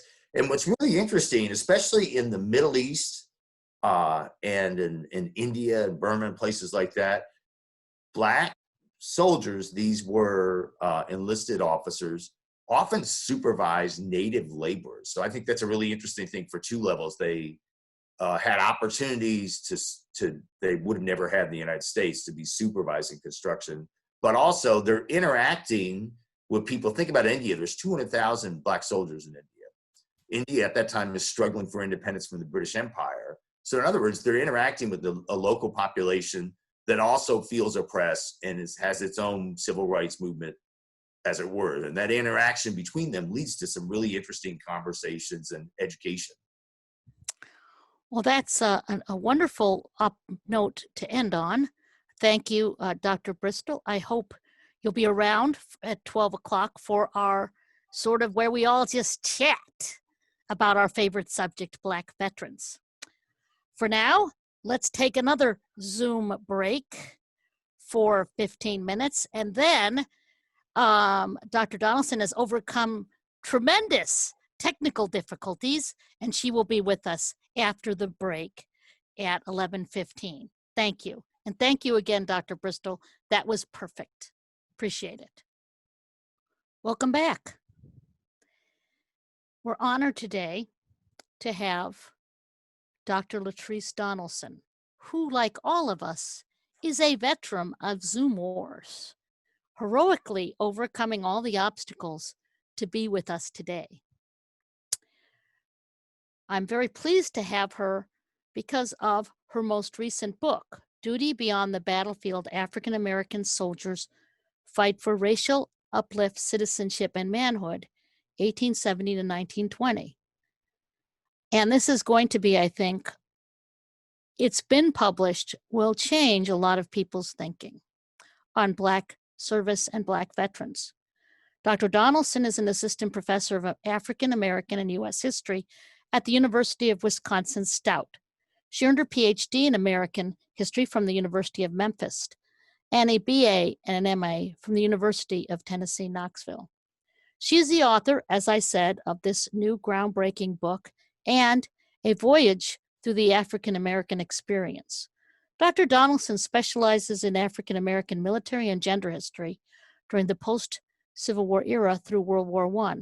The primary focus of her work centers on reshaping the narrative of the Black military experience, on how African American men utilized military service for community uplift and community defense. Professor Donaldson is also interested in race and religion in the Caribbean and Latin America, U.S. intelligence history, and the Black Atlantic world. Her talk is called Vanguards of a Movement, and she's going to talk about how World War I and Black veterans were key to the new radicalism emerging in the early 1920s, the Garveyite and the new, quote, new Negro movements. Black veterans became key figures in the development of an ideology of Black self-defense. Dr. Donaldson.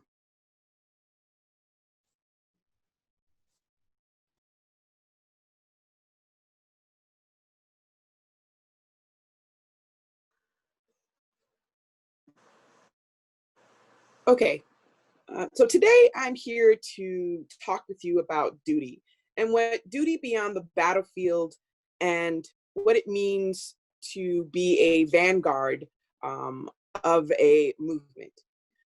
Cyril Briggs stated at a mass gathering in New York City in the summer of 1921 that, quote, Negro citizen warriors of Tulsa saved the legal machinery of that city from a breakdown, an all too frequent occurrence in Southern American cities. All honor to those Negroes, all honor to the new Negro who fights back. Better 1,000 race riots than a single lynching, says the African Blood Brotherhood. In an Equal Justice Initiative report released in 2016, Director Brian Stevenson wrote, quote, no one was more at risk of experiencing violence and targeted racial terror than African American veterans who had proven their valor and courage as soldiers during the Civil War, World War I, and World War II. Because of their military service, African American veterans were seen as a particular accosted, were seen to be particularly accosted, assaulted, attacked, threatened, abused, and lynched for just being soldiers. To understand the history of America, you must understand Blackness, the splendor, the trauma, the rage. The Black soldier, in many ways, was a superhero. His superpower was the ability to leverage both invisibility and hypervisibility that Black people often experience. Next slide, Tiffany, please.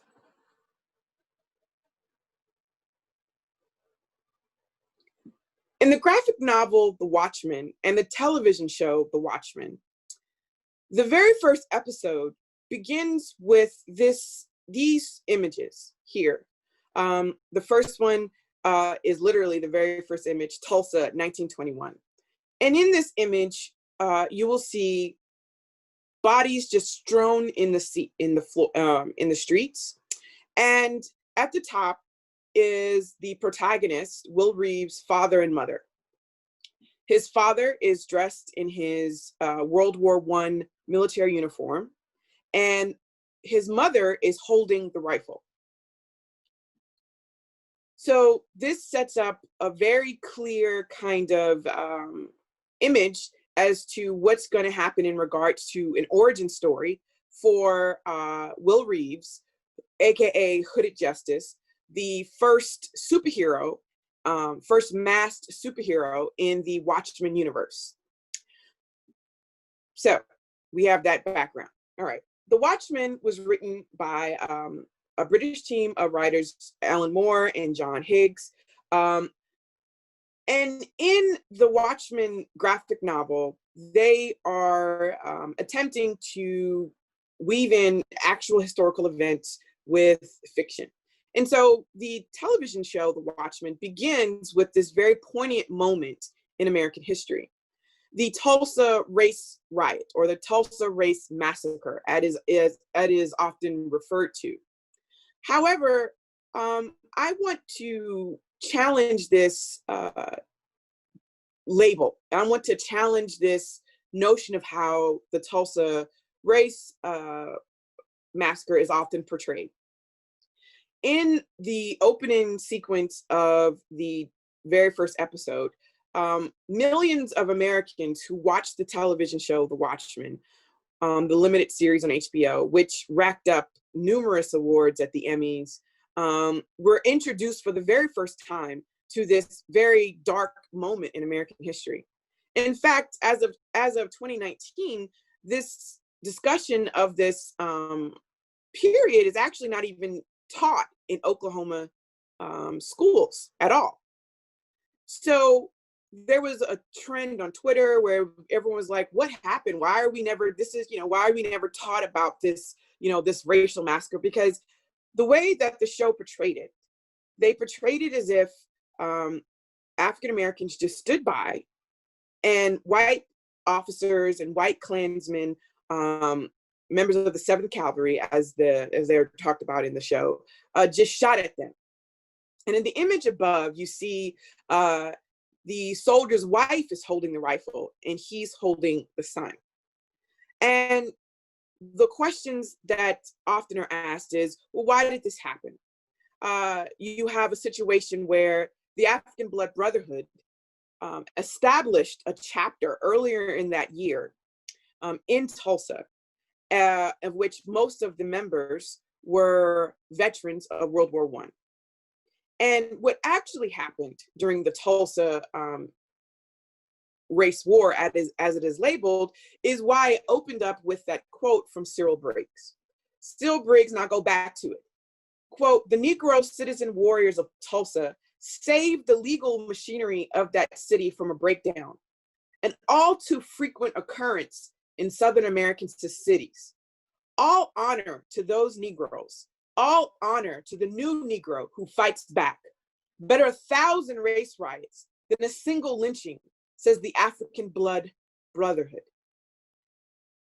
In the 2 decades after the Tulsa race war occurred, it was labeled a short-term civil race war, where African Americans did not just let whites come in their neighborhoods and shoot at them, but rather they set up perimeters, shot back, fought back, and it turned into an out-and-out war, where eventually white men got into airplanes and dropped dynamite on the Greenwood area, or what was known as Black Wall Street.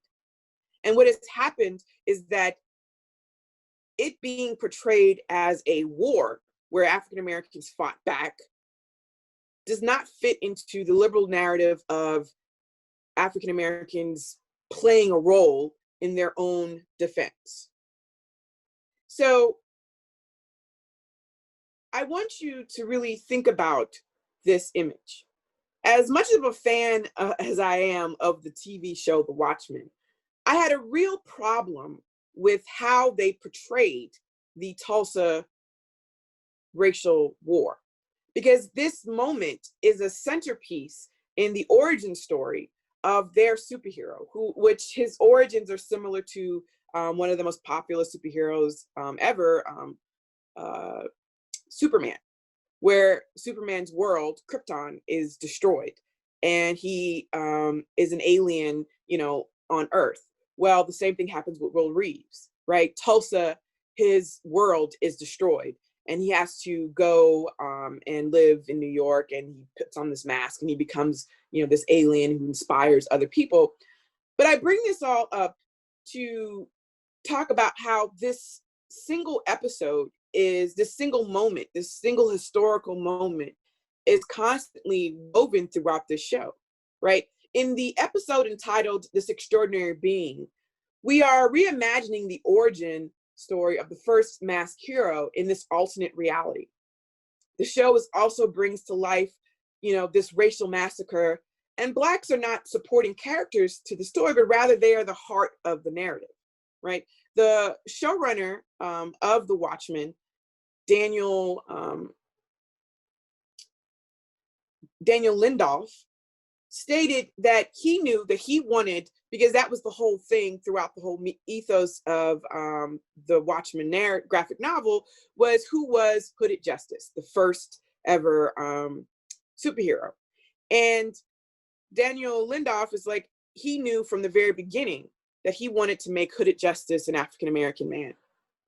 And so in looking at how the African Blood Brotherhood and how the Black veterans helped to shape this period of self-defense, I wanted to start with something that everyone was, that's fresh in everyone's mind.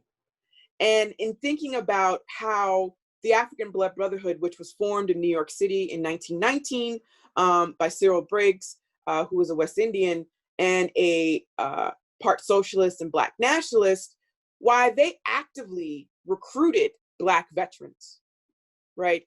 And they actively encouraged Black self-defense. The ABB was dedicated to Black liberation and self-defense. Its entry into, in order to join this secret organization, blood was drawn on fingers and shared amongst the members. Members took an oath of loyalty, swearing on pain of death to never reveal the organization's secrets. So when the ABB established a chapter in Tulsa, it triggered a response to the whites who lived in Tulsa, because word got out that the ABB was there. And in thinking about how African-American veterans play a role in this, right? It is a secret organization, right? Briggs often bragged about having, 20 or 30,000 members, but, it never really, I don't think it ever reached that height. However, the point being is that the African Blood Brotherhood played a key role in setting up perimeters and helping to protect the African-American community in Tulsa. The fact is that a part of the martial law that occurred after the racial war was that there were no funerals held. They were just mass graves, as has been discovered recently, that they were just mass graves because and so a part of it was that funeral homes were the key number keepers as to how many people died. There is speculation as to the fact that equal number of African Americans and whites were killed during the Tulsa race war. And that it wasn't just a massacre, as is seen in the very first episode, where, they're just killing Black people and they're, African Americans not defending themselves, but rather it was an out and out situation where African Americans actually set up bases of operation to defend themselves. And they encouraged this militancy to push back against the racial violence that was occurring during the summer of 1919. Next slide, please. And so in this timeline that I've created, the one outlier is the United Negro Improvement Association, or the UNIA, the Garveyite organization. But as you can see, 1919, the League for Democracy, which is an organization made up entirely of African American veterans from World War I. Red Summer is occurring, and Red Summer is a period of time in American history where racial violence and conflict was sweeping across America because there was this fear of a socialist, communist, Bolshevik revolution occurring in the United States, as well as pushing back against Black veterans returning home who are challenging the oppression that they're experiencing in the United States. And so you have two organizations created, the League for Democracy and the African Blood Brotherhood, in the year 1919, specifically to try to address the issues of oppression in the United States. Next slide, please. And so one of the things that is key to understanding how these organizations recruited is the imagery, right? So in these images here, you see members of the United Negro Improvement Association, the UNIA, and they actually had over 1 million members worldwide. And the imagery of the the imagery of the UNIA is that of militaristic and very much centered around being an army of sorts, right? So in these images here, almost all of these men in these pictures are veterans. Marcus Garvey himself is considered, he fancied himself, he admired Napoleon, and Toussaint Louverture, who helped lead the successful revolution for Haitian independence.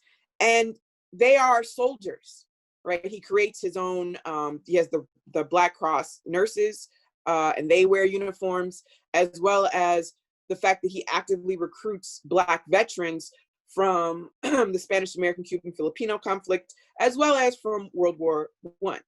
So what about the anger and the trauma that African Americans experience, that when you talk about the history of African Americans during this period, it's never included in the narrative? The motto or the mantra of the UNIA is one God, one aim, one destiny. And historian Chad Williams states, quote, "The new Negro as an African-American veteran, however, constituted more than just a metaphor or rhetorical figure. Black veterans became self-conscious historical actors following the war. Some 380,000 Black men fought and labored in France and the United States for the cause of global democracy. As propagandized by President Woodrow Wilson, while fiercely proud of their service, many Black soldiers returned home following the war, deeply disillusioned with America's professed democratic principles as a result of the soldiers' encounters with racial discrimination in the U.S. Army. These Black veterans developed a heightened racial, political, and gender and diasporic consciousness, which translated into a commitment to challenge the strictures of racial inequality during the post-war period. This relationship between African-American veterans and post-war racial militancy forms part of a larger historical tradition linking Black participation in the military and collective opposition to US racism, end quote. So after the war, the continued presence of Black men in uniforms directly challenges the ideas of emasculation and labeling Black men as animals and subhuman. But in these images you see, when the UNIA marched down the streets of New York City and throughout the United States and in part the world, it's an image of power. And they understood that uniform and what that image meant in translating and pushing back against systemic racism in the United States. Next slide, please. First Sergeant Vance Marchbanks in 1927, while living at Fort Can you Huachuca. stop that? Sorry about that. And so when thinking about how these images of Blacks in uniform are going to encourage and push for this new movement, you look at the Black press, right? You look at how the Black press is going to help advocate and push for a new rhetoric surrounding the propaganda used by the Wilson administration and the different organizations trying to, for example, discredit Black soldiers from returning from World War I, as well as providing these opportunities to reshape the image of African-American soldiers where they are seen, right? So the Black press is key. So you have the Messenger, which is run by Cyril Briggs and Chandler Owen and A. Philip Randolph. I'm sorry, Chandler Owen and A. Philip Randolph.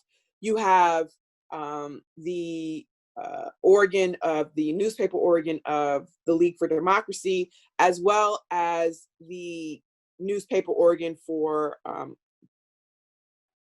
the UNIA. You have the newspaper organ for the African Blood Brotherhood. And all of these newspapers and all of this press presents an image of Black men and women pushing back against oppression. And they always present images of African-American soldiers, always tell stories of African-American soldiers and veterans. And this picture here is the cover of a 1918 Richmond Planet, where on the front of it, it says Black Power. And in the image, you see the cartoonist or the illustrator highlights that African-Americans make up 20% of the economic labor in the South. They also are going to, they have a certain level of power. And the question they ask is, how will they use it?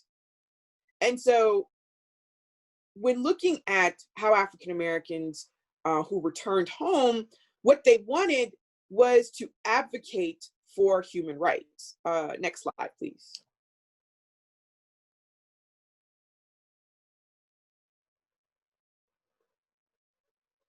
So W.E.B. Du Bois, the editor of The Crisis, another well-known newspaper magazine, started an article that says, "We return fighting."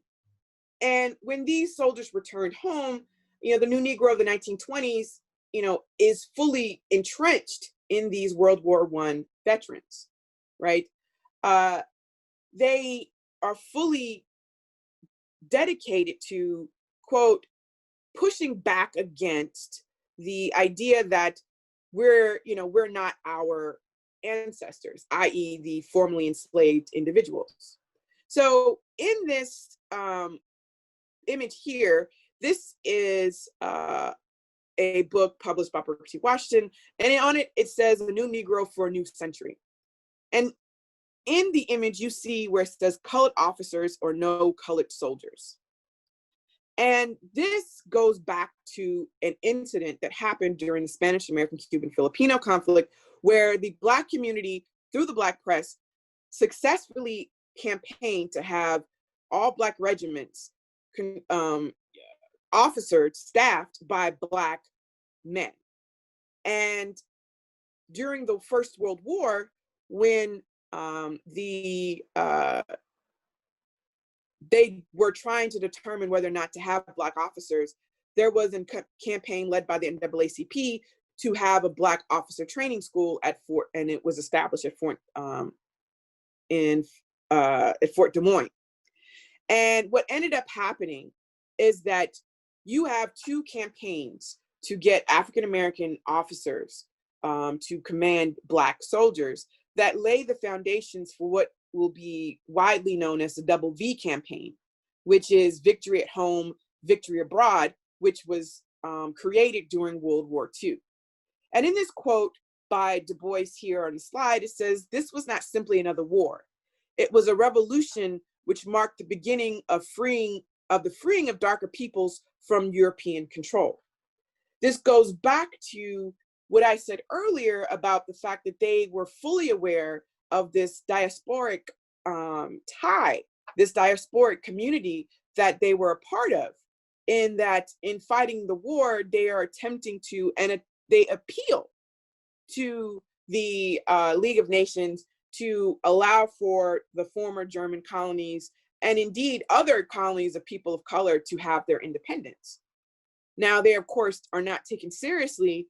However, they do put this in the historical discourse so that in the future, when during World War II, which is something I won't talk about, but you do have the this push for liberation of people of color, the fact that you're going to get this pushback with the campaign for We Charge Genocide.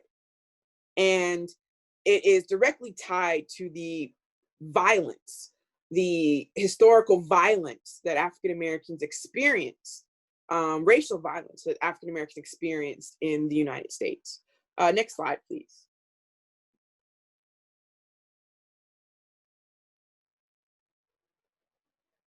So, despite all of these different issues, right? The African American community still, despite the racial violence, still viewed military service as a way to directly challenge racial prejudice. One of the things that did come out of this that helped to lay the foundation for America's, what will later be known, the FBI's COINTELPRO program, was the final memorandum by Walter H. Loving, a retired veteran himself of the Philippine Constabulary Band. And during World War I, Walter Loving headed up the domestic surveillance of African Americans to address what was known as the quote unquote Negro problem and Black unrest. And so what Walter Loving did was he employed a well-known orator by the name of Roscoe Conklin Simmons, and they toured the country giving speeches to encourage African Americans to remain loyal to the United States. But one of the things that Loving did do was he created a series of reports on organizations such as the League for Democracy, the African Blood Brotherhood, the UNIA, the NAACP, and pretty much any other, these groups that were labeled problems or possible problems. And what was utilized, and why this report is so important, is that it is what was used to purposefully target the UNIA and the NAACP by the Bureau of Investigation, which would later be the FBI. It was even sent up and widely distributed by the British military intelligence and government. And it is what was used to help the British intelligence, how the British government was going to deal with Black unrest in the Caribbean, in particular in Jamaica. So when Loving talks about these groups, right, he provides this detailed synopsis of the League for Democracy and the African Blood Brotherhood as radical groups that need to be in the UNIA. In fact, he labeled Marcus Garvey and the UNIA as the greatest threat to American Blacks. And it adds to, because of the widespread popularity, because of the broad appeal, because of the fact that he was surrounded by, Garvey purposely surrounded himself by African-American veterans. Loving labeled the UNIA as one of the most greatest threat. And it adds to the active campaign by the US government and eventually the British to dismantle the UNIA. The League for Democracy, which was made up entirely of Black veterans, actually kind of fell apart on its own because its key campaign was centered on getting Colonel Alan Greer, who, when he returned from World War I, was slandering Black soldiers, calling them cowards in the press, and it was widely picked up. And so the League for Democracy kind of hitched its wagon, so to speak, to a single issue. And even though that's not what their goal was, it kind of, once Greer was punished, they fizzled out. But the Loving Report's legacy is that this veteran himself, who wanted to continue to utilize his service to the United States government, purposely wanted to make sure that Marcus Garvey and the UNIA and all those who worked and were surrounded by him were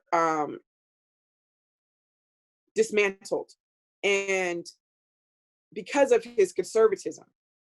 And so when thinking about the Loving Report, and you think about the legacy of these Black veterans in helping to shape these, the quote unquote new Negro, the militancy that they experience and that they are encouraging and they help to shape for the later civil rights movement of the 1950s and 60s, it lies in this pushback against the hypocrisy of saying that you're fighting to make the world safe for democracy in America, but you can't make it safe for, you can't make America safe for Blacks in Georgia. Next slide, please. So if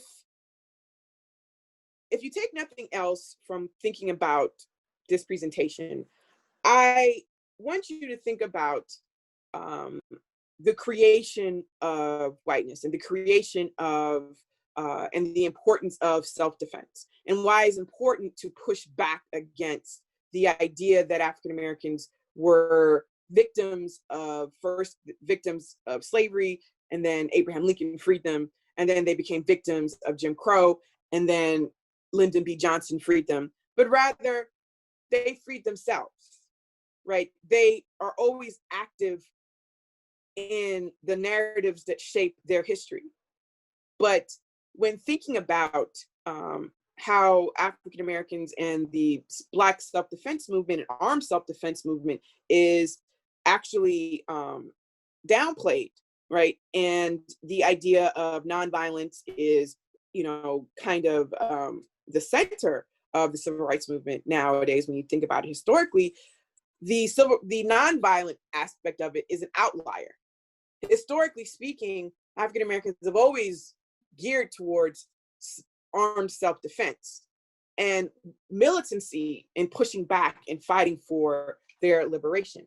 Michael Eric Dyson asserted that race and racism is a choice and whiteness is a political projection. In order for us to get where race doesn't make a difference, we have to first acknowledge the difference race has made.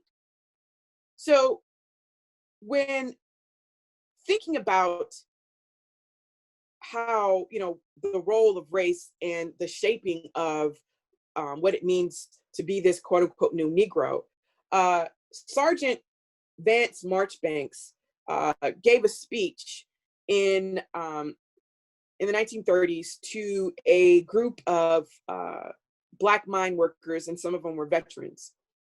And he says at the end of it that, quote, "The sad part of my life, as I look back upon it, was that I did not use the opportunities that were mine. It was either through lack of ability or lack of early literary training, or both, that I did not attain the goal which I would have cherished in my old age. But after all, my life was not a complete failure, and it has been my pleasant reminiscence which I can look back upon with some degree of pleasure. To have lived through 3 wars, and to have been active duty through all of these, as well as to encourage my son, who, by the way, went on to serve." He goes on to state that, "I encourage you today, while honoring the legacy of all those individuals who have fought against injustice, to look deeply into yourself and to make the choice that you will always stand up for what's right. Only through the actions of brave people can we continue to make changes for a positive future." And I end my talk with thinking about the title, which is what the title of my book is, Duty Beyond the Battlefield. African-American veterans believed wholeheartedly in duty beyond the battlefield. And it is important for us to change this narrative when we think about Black veterans as not just victims, but active players in the liberation of all African Americans. Thank you very much. You can end the presentation. Did I go over? Oh, okay, cool.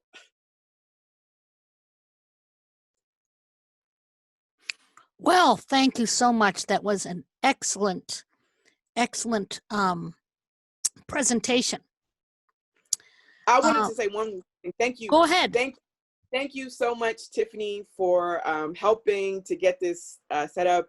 I am so sorry that it took me so long to get the technical difficulties, but we're here, and we're making do with what we have. So thank you so much, Dr. Gannon, for inviting me and allowing me and my students to be a part of this wonderful mini conference. I am so grateful, and I thank you so much for everything. And I'm so sorry that, it took me forever to get everything straight. You were just in the Battle of Zoom. I mean, when they write this period, will someone write the Battle of Zoom part 1 through 3,698? We all will be veterans of it. We'll all say, "Do you remember Zoom War number 369? Oh, that wasn't as bad as Zoom War 370. And we'll just go on and tell the tales and show our finger scars. But no, seriously, we understand, and we're all just trying to cope through COVID. Now, I have something, and then I have a question from the audience, but I think one of the things I'd like to just sort of talk to you about is, and Dr. Bristol actually talked about it too, to some extent, there's almost how can I put this? People want to act like African Americans were some kind of angels. And we see this in movies a lot. And that they have halos on their head. And they're just going to stand by, like as the Bible, and turn the other cheek. So how do you see that as sort of a systematic issue in your studies? Well, thank you. That is a wonderful point, and I'm so happy you brought that up. It has more to do with victimization, right? It fits into the liberal narrative of white saviors coming in to, help, liberate African Americans, as well as because it decentralizes the power and agency of African Americans, right? If you give them the power to defend themselves, if you give them the power to be complex, violent, angry, traumatized individuals, rather than passive passive turn the other cheek angelic figures, right? They want to, that is always a very common narrative. So I think a part of it has to do with, what sells better, right? What appeals better to the consciousness of America. The idea that, African Americans fought back constantly against slavery, that African Americans fought constantly for liberation, that they didn't just say, oh, this was a great idea, they wanted to work for free? No. Or would it be that they were willing to do whatever it took? They were adapting, they were creating their own strategies. They are human beings who have their ideas as to what they would like to do to achieve their freedom. And so how does it fit into the American narrative? It doesn't fit very well to portray African Americans as being active agents in their own liberation, right? Abraham Lincoln is considered the great emancipator, but really, who did he actually emancipate? Did they emancipate themselves? Because you issue a piece of paper, a proclamation, and they have to, it was created solely for the purpose of getting manpower in the Union Army. Because the problem came down to was the appeal of the Civil War to African Americans who were like, this is a white man's war, but you can actually go and fight and liberate other African Americans. So, there's all kinds of complexities. So hopefully that answers your question. Oh, yes, it does. Now I have Yitzhak Small has a question. What's the reaction amongst other Black communities in the U.S. upon hearing about Tulsa? Were there any other such communities? And I assume they mean like an all Blacks prosperous community. And I'm not sure the last part, but let's stick to those two because they seem to cover a lot. Sure. So like I said, the Black press in particular, which is why I began with that quote by Stuart Briggs, right? So what the Black press presented it, and even the white press actually presented the Tulsa war, the headlines actually said race war, right? It doesn't start to change. The headlines and the way that the Tulsa situation is discussed, it doesn't start to change until the 1940s and 50s. But in the 20s and the 1930s, when it was discussed, it was labeled as a race war. And the Black press labeled it as such, and they quoted Briggs. And this is what got the African Blood Brotherhood to be very popular and well known, was the fact that it was known that there were Black veterans. There are all these little folk tales about a Black veteran with a peg leg who got who was a sniper on the roof, who helped to protect a building from, he took down several whites who were trying to break into a home and whatnot. But it was, they become a folk hero, these figures. And so the African Blood Brotherhood, because it's one of the reasons why it gets is pushed to the side, is because of who Cyril Briggs was. He was a communist. And this is especially after World War II, the Cold War, people like Briggs and the figures who, were rooted in the African Blood Brotherhood, socialism, communism, it's not a good look. So, that gets pushed to the side. to the other question, were there other all Black communities? Yes, there were. There was Allensworth, California, founded by the second Black chaplain in the United States to serve, Allen Allensworth. I discuss him in my book. He founded an all Black town after he did his, he was the first African-American to be promoted to the rank of lieutenant colonel as a chaplain. And once he finished his service, he founded an all Black town in California, Allensworth, California. There was Blackton, New Mexico, which is also founded by 16 Black veterans. And there are a couple of others that the names have escaped me, but there you have some. Also, you have the vibrant communities in El Paso along the border in El Paso, Texas. I think I'm going to ask one more specific World War I question before I go to our forum. And that way, because I have a Dr. Bristol question that I need to answer also. So one of my students, Brandon Kirk asked, everyone knows about the Harlem Hellfighters, and that's true. They even have their own graphic novel.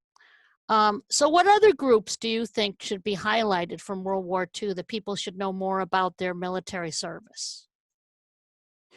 So I would like to advocate for not just the Harlem Hellfighters, but the French Legions 93rd, who were a part of the French organization, the French military, as well as the Black pilot. His name just completely escapes me, but as well as James Reese, Europe, who as the band leader for the Harlem units, who is an ambassador of sorts to introducing this other part of African-American culture, right? Because when Blacks are talked about, they're often talked about in these very derogatory minstrel type shows, but what Europe and these other bands end up doing is introducing jazz to the world and into Europe, and they love it. And this also leads to this movement of Blacks moving to, or the Paris Noir, right? You also need to look at the African soldiers who fought in the colonial militaries, because you have in the French military Black generals, Black French generals, right? And this adds to this diasporic vision. So we need to, the Harlem Hellfighters are very important because of the fact that the reason why they're important is because of what Alan Greer did, where when they first came back, he directly diminishes their service. And so you have to go through this rebuilding of and rehabilitating of their image. However, what is missed is that when you look at these newspapers, they talk about the Black colonial units, right? The fact that you have Black French generals leading Black soldiers, and they are giving orders and talking with the other, European generals, white European generals.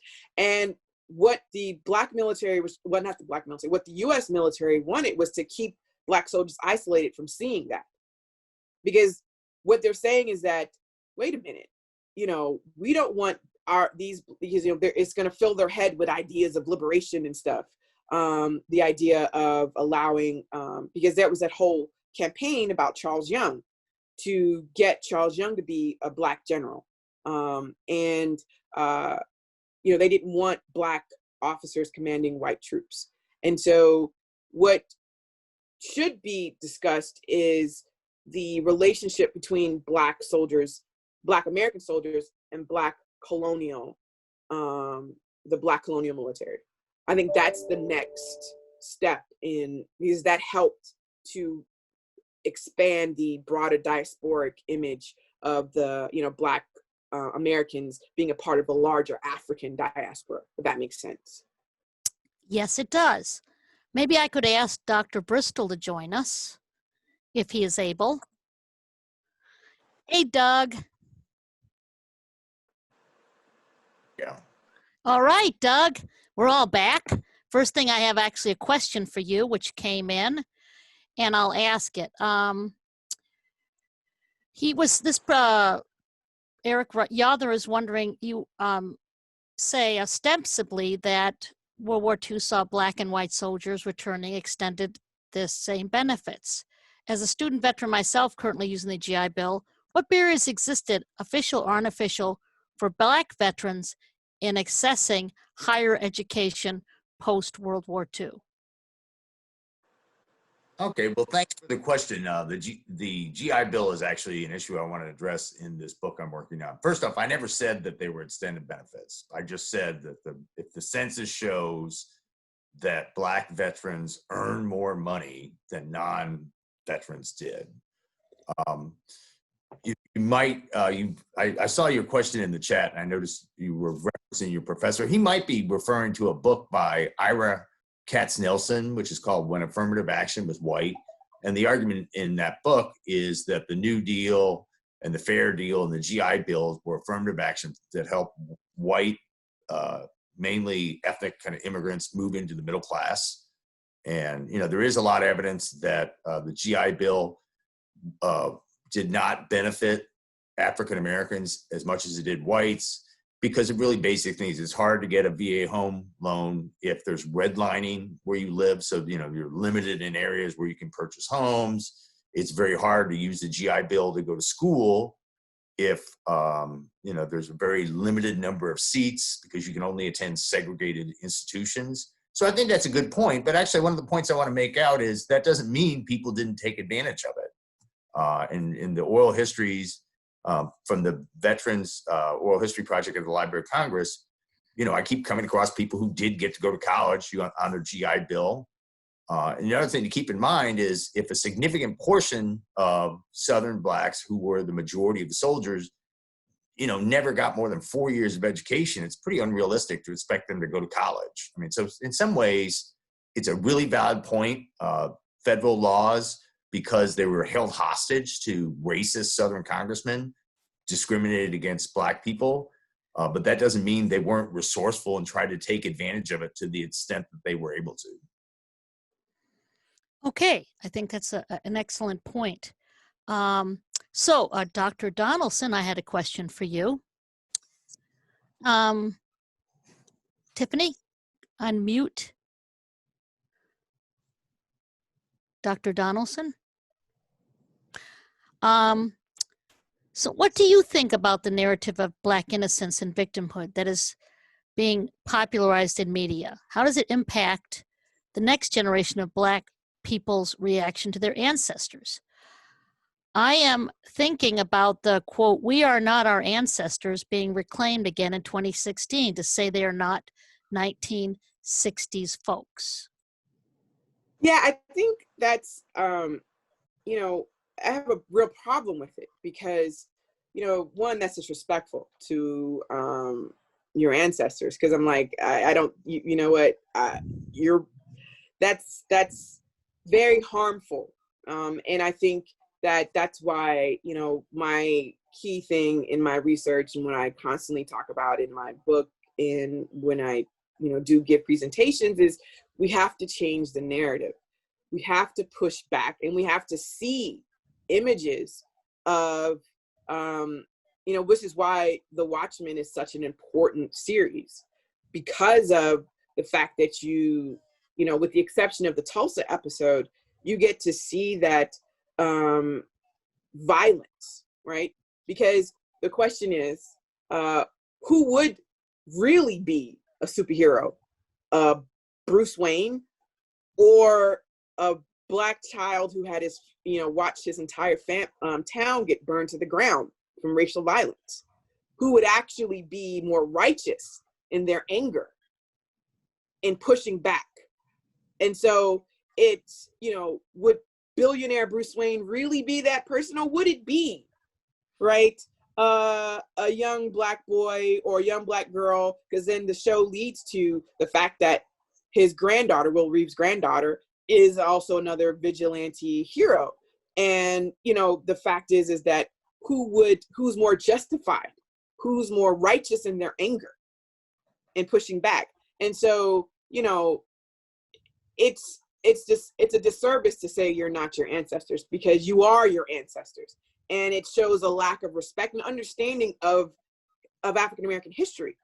Because, you know, like I said, I found out in doing all my research that apparently this isn't even, they don't even teach the Tulsa incident in Oklahoma. It's not in their books. And so how can they create it? How do you know who you are or know where you're going if you don't know where you've been? So, you know, this is why it's really important to, you know, understand one's history. And you have to go beyond just what, unfortunately, some of the textbooks say, because unfortunately, the textbooks leave out a lot of stuff. I have a question. I'm going to start with Dr. Bristol, but I do believe Dr. Donaldson can also comment. Someone asked, so where do you think the civil rights movement would have been without Black veterans? How would it have done? Dr. Bristol, and then Dr. Donaldson. Well, just to be clear, I think Christopher Parker makes a good case that Black veterans from their military service were much more empowered to participate in the movement when they chose to. And, you know, the real takeaway I'm really struck by is during the war, I mentioned, and Parker mentioned, that Black soldiers had to fight back against racism in the ranks. And, you know, what emerges, the pattern of resistance changed over the period of the war. At first, it was individuals responding to racist whites, but increasingly, Black soldiers responded collectively. And that's what made them so valuable, is they had the idea that they could, in a coordinated way, respond to racism. And, you know, if nothing else, one thing I don't think we talk enough about is that sometimes, you know, we're looking at whole eras of history where there really are no advances in civil rights. They can at least deny whites the ability to stigmatize Black people. And I think that's one of the important things Dr. Donaldson is talking about, is by standing up for yourself, you are rejecting the judgment that whites are projecting on you. And sometimes that actually has the effect of whites simply have to back off. It might not change the status, but it's going to change the tone of interactions. Dr. Donaldson? Well, so I'm going to go even a step, you know, I think he's correct. I think that one of the things, Dr. Bristol is correct, that, you know, where would the movement be without veterans? I don't think there would be a movement without veterans. You look at, say, for example, the figures like Medgar Evers, and you look at Bobby Seale, the Black Panthers.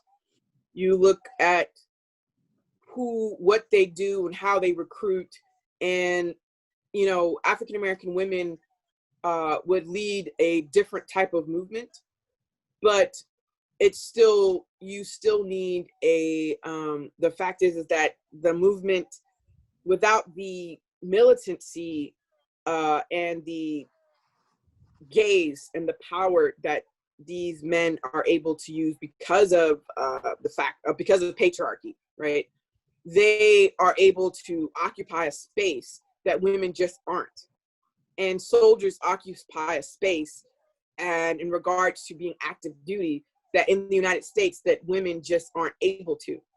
So the fact is that I don't believe that the movement would have really just existed without these soldiers, because they directly challenge constantly racism, constantly in the military, constantly.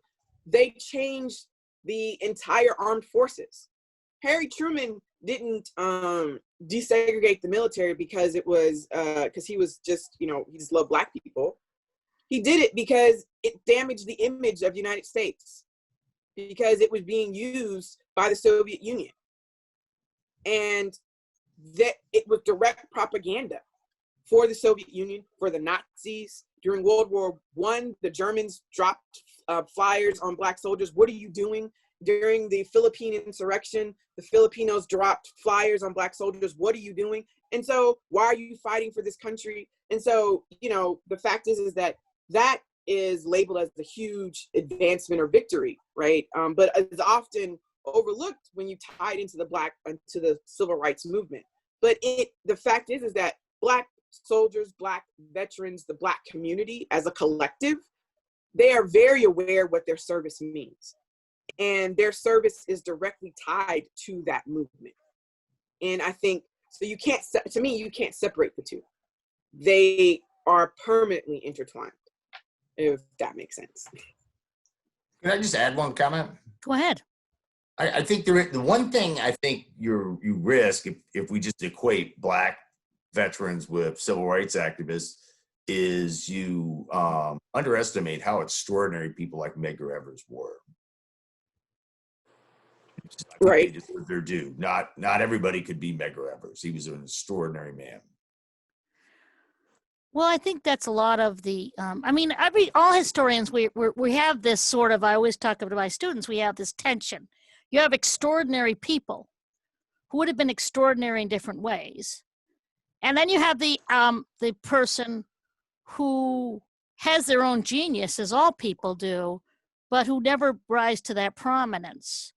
So you have to talk about, and I think it's important to talk about the groups and the foot soldiers of civil rights and the leaders, because both of them are absolutely critical. Sometimes in politics today, we say, well, there's one person and then there's a movement. And we have to keep both in mind. Because maybe some of your prosperous businessmen were foot soldiers of civil rights in their own way. Or they educated their children who became foot soldiers in civil rights or whatever. And we can't lose, I don't think in some way, an extraordinary person, I think it's like their time has come because of rank and file people who will support them. I'm not convinced they could do it without them. I think an extraordinary person might always rise to lead, but I've always actually favored the demographic and the group, and someone where they have a leader who rises to meet their call, not vice versa. But that's just my own little historical prejudice. So one thing I wanted to kind of throw in there is something that I talk about in my book extensively, and I guess one of the key premises of my book is that Black military service is never that of the individual soldier. It belonged to the Black community. And because African-American soldiers are fully aware of who they represent, that they are not by themselves when they wear that uniform, that it's just Medgar Evers. It is all African-American, like that. And so, because you can still see that in, for example, I was reading interviews from the young ladies, the Black female cadets from West Point.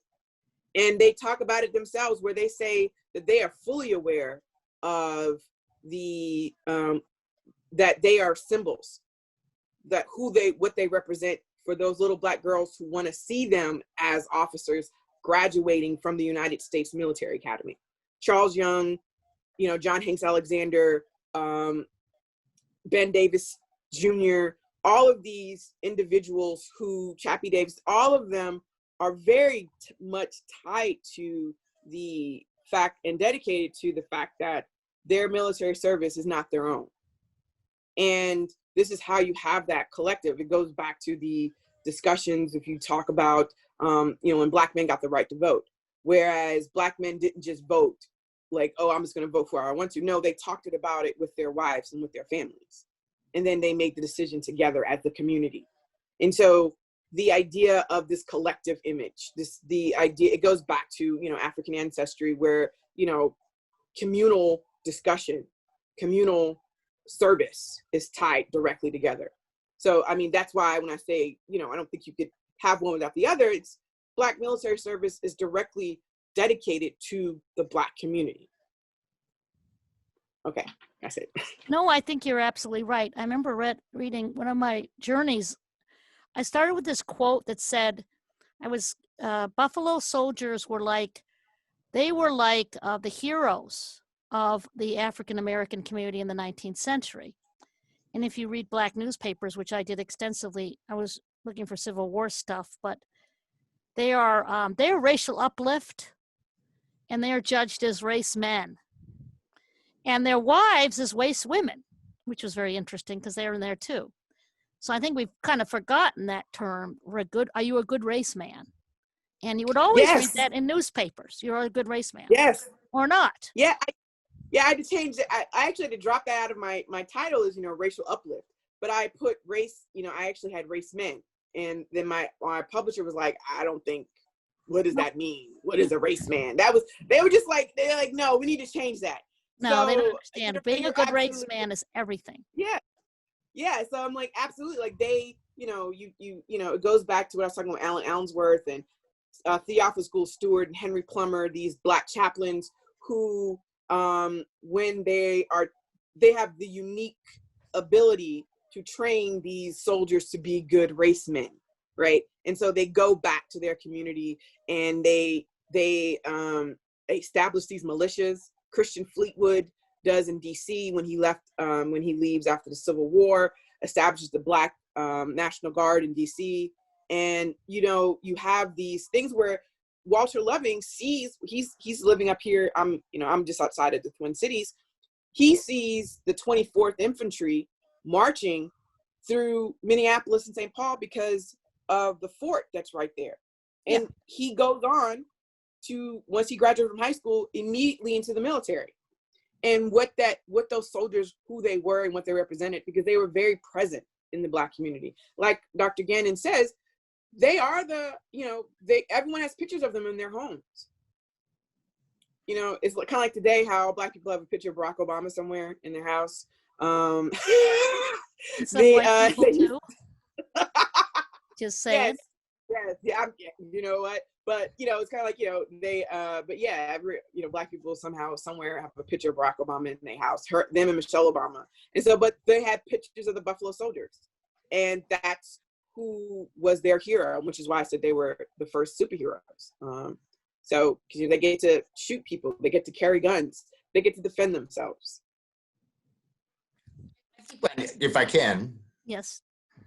I'm just thinking about this. Last week, I had my students read a chapter about Malcolm X as a young man wearing a zoot suit during World War II and dodging the draft, that often militant African Americans showed their militancy by refusing to fight. And Kimberly Phillips has written an entire book, that going from World War II through the present, talking, she argues that the main thrust of the African American community that's militant is actually anti-war and anti-military. So I think that's a bit of an overstatement.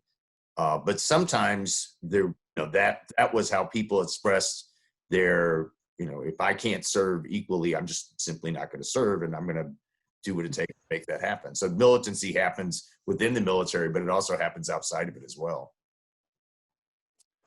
I think it does, but I mean, one of the things we get back to is what I was talking about, the rank and file.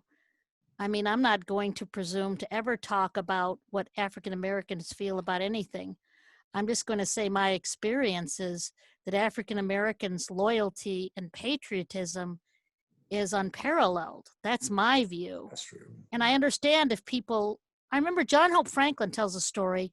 He was a very, very famous African-American historian. I mean, I started this journey because they assigned From Slavery to Freedom in high school. And I read it. But he tried to enlist in the Navy, and they wanted to make him a steward or a mess man. And he was like, I don't think so. And he never went. And he instead served the nation in another way. And I understand why people didn't want part of it. And I get it. I mean, because there's this whole part of me like thinking, man, that's a lot of, oh gosh, I understand. I get. But just my experience is I'm only staggered, and one of the reasons I do this is by Black Americans' loyalty to their nation, and who gave them nothing or tried to kill them, which of course aggravates gave them nothing. But that's just my view, and I'm not speaking for them. No, to kind of go off what you're saying, I think that you're absolutely right. The fact that Malcolm, he famously tells the story of, he's like, oh, you want me to, absolutely, send me down there so I can organize those Southern Black folks to, you want to give me a gun so I can kill white people? The fact is that in some of my research, that's one of the things, one of the guys I talk about in my book, he talks about how they call it a war on the crackers, right? So you have some people who are like, well, I don't want to go to be a steward. But then you have some of the other people who do go, well, I get to go kill white people? It's okay? So I'm all for it. And I mean, and Malcolm says that, right? Malcolm says, he's like, you want me to go down there? Or we can organize and give us a gun? And we're going to do. And so, he purposely tells that story of, oh, well, sure, send me down to New Orleans and let me organize these brothers down there in Mississippi. And you're going to give us some guns and teach us how to shoot and kill people? Absolutely. And I'll turn it on you. Bobby Seale, who's a co-founder of the Black Panthers, he utilizes what he learned in the military to help train the Black Panthers. And what that shows is that, there are different ways, right? You can reject military service, but Dr. Franklin, he, how can I put this? He's a special kind of man, right? Yeah. But then he's this genius historian. Yeah. I don't really want him. Honestly, the best thing that happened was him decide not to become a mess man and go down with his ship in Okinawa somewhere. Yeah, it really worked out better. But think about this, right? There was a period where Joel Spingarn, if he had it his way, Du Bois would have been an officer in the military in World War I. And what would his life have been like? If he was going to be an officer, because he spent a good 15 years of his life trying to downplay and make up for his closed ranks editorial, right? And the fact that his unpublished manuscript, The Black Man in the Wounded World, which he never got published, which was rejected over a span of 15 years, which affected him psychologically. His best friend was Charles Young. Anyway, the whole point is that you have these situations where these figures who maybe it was best if they didn't go to the military, right? Because what would have happened to Du Bois if he was a retired officer? Would he still have been the same? Would he still have had the same trajectory in regards to his thinking? I don't know. But that's just, so, when you think about the people who do and don't serve, and the fact that the ones who write about the fact that they get to, because I was reading the story of an account of a guy who was a soldier in a Black unit where he killed like 25 or 26 Germans in one day. And he didn't say, I killed 26 or 25 Germans. He said, I killed 26 or 25 white men. And that's how he's. Well, also, you also have to think that W.E.B. Du Bois might have gotten a bullet in his head if he'd gone over. Exactly. People always forget that. In a way, and I always kind of joke and tell my students in World War I, the British sent all these poets, and some of them were killed and some of them lived, and they really wrote poetry that made the war seem horrible. Maybe we should keep poets out and brilliant Pulitzer Prize winning historians. Maybe we should at least just leave them home or something so they don't, get dead. That's a real, a veteran remembers his survivor. And there's a W.B. Du Bois who's laying in an American cemetery in Italy or in France who never got to be that person. But on that note, I guess I will have to say goodbye. We're almost out of time. But I really did want to say this was a wonderful, I could not imagine this better if I'd said, Barbara A. Gannon, what are you going to do with this? I want a veterans, Black lives who have always been very close to my heart, Black veterans. And I want to say we need to get together and talk about things academically, just saying. But this couldn't have gone better. I feel a panel coming on. Me too. I just do. To those listening at home, that's an academic thing. You probably don't want to understand. But yes. And but it was wonderful and it was perfect. And we received, of course, from the audience, people saying, thank you, thank you, thank you, thank you for coming and sharing your intelligence and your time. And I truly think you honor veterans best by being honest about their experiences. They're not all victims, they're not all heroes, but what they were as Americans who at one time in their lives decided their nation was more important for whatever reason. And when they came home, they were changed in some way and used it in most of the time, and I'm just always trying to get through this, to make the nation better, to build it based on what they learned. Thank you so much, Dr. Donaldson. Thank you so much, Dr. Bristol. Appreciate it. And thank you everyone for coming and attending our session. I hope you learned a great deal from it. I know I did. Actually, I'm already humming away with thoughts. I was one of the happiest /host participant because it made me think about my own work. Thank you again for attending. And I also have a lot of wonderful thank yous in the chat for all of you. Appreciate it. And well, if you'd like to be more informed about our activities at the UCF History Department, check out our website. We often have things like this going on. And I appreciate, again, both the participants, the History Department, the College of Arts and Humanities, Tiffany Rivera who rules, and everyone who made this possible. Thanks.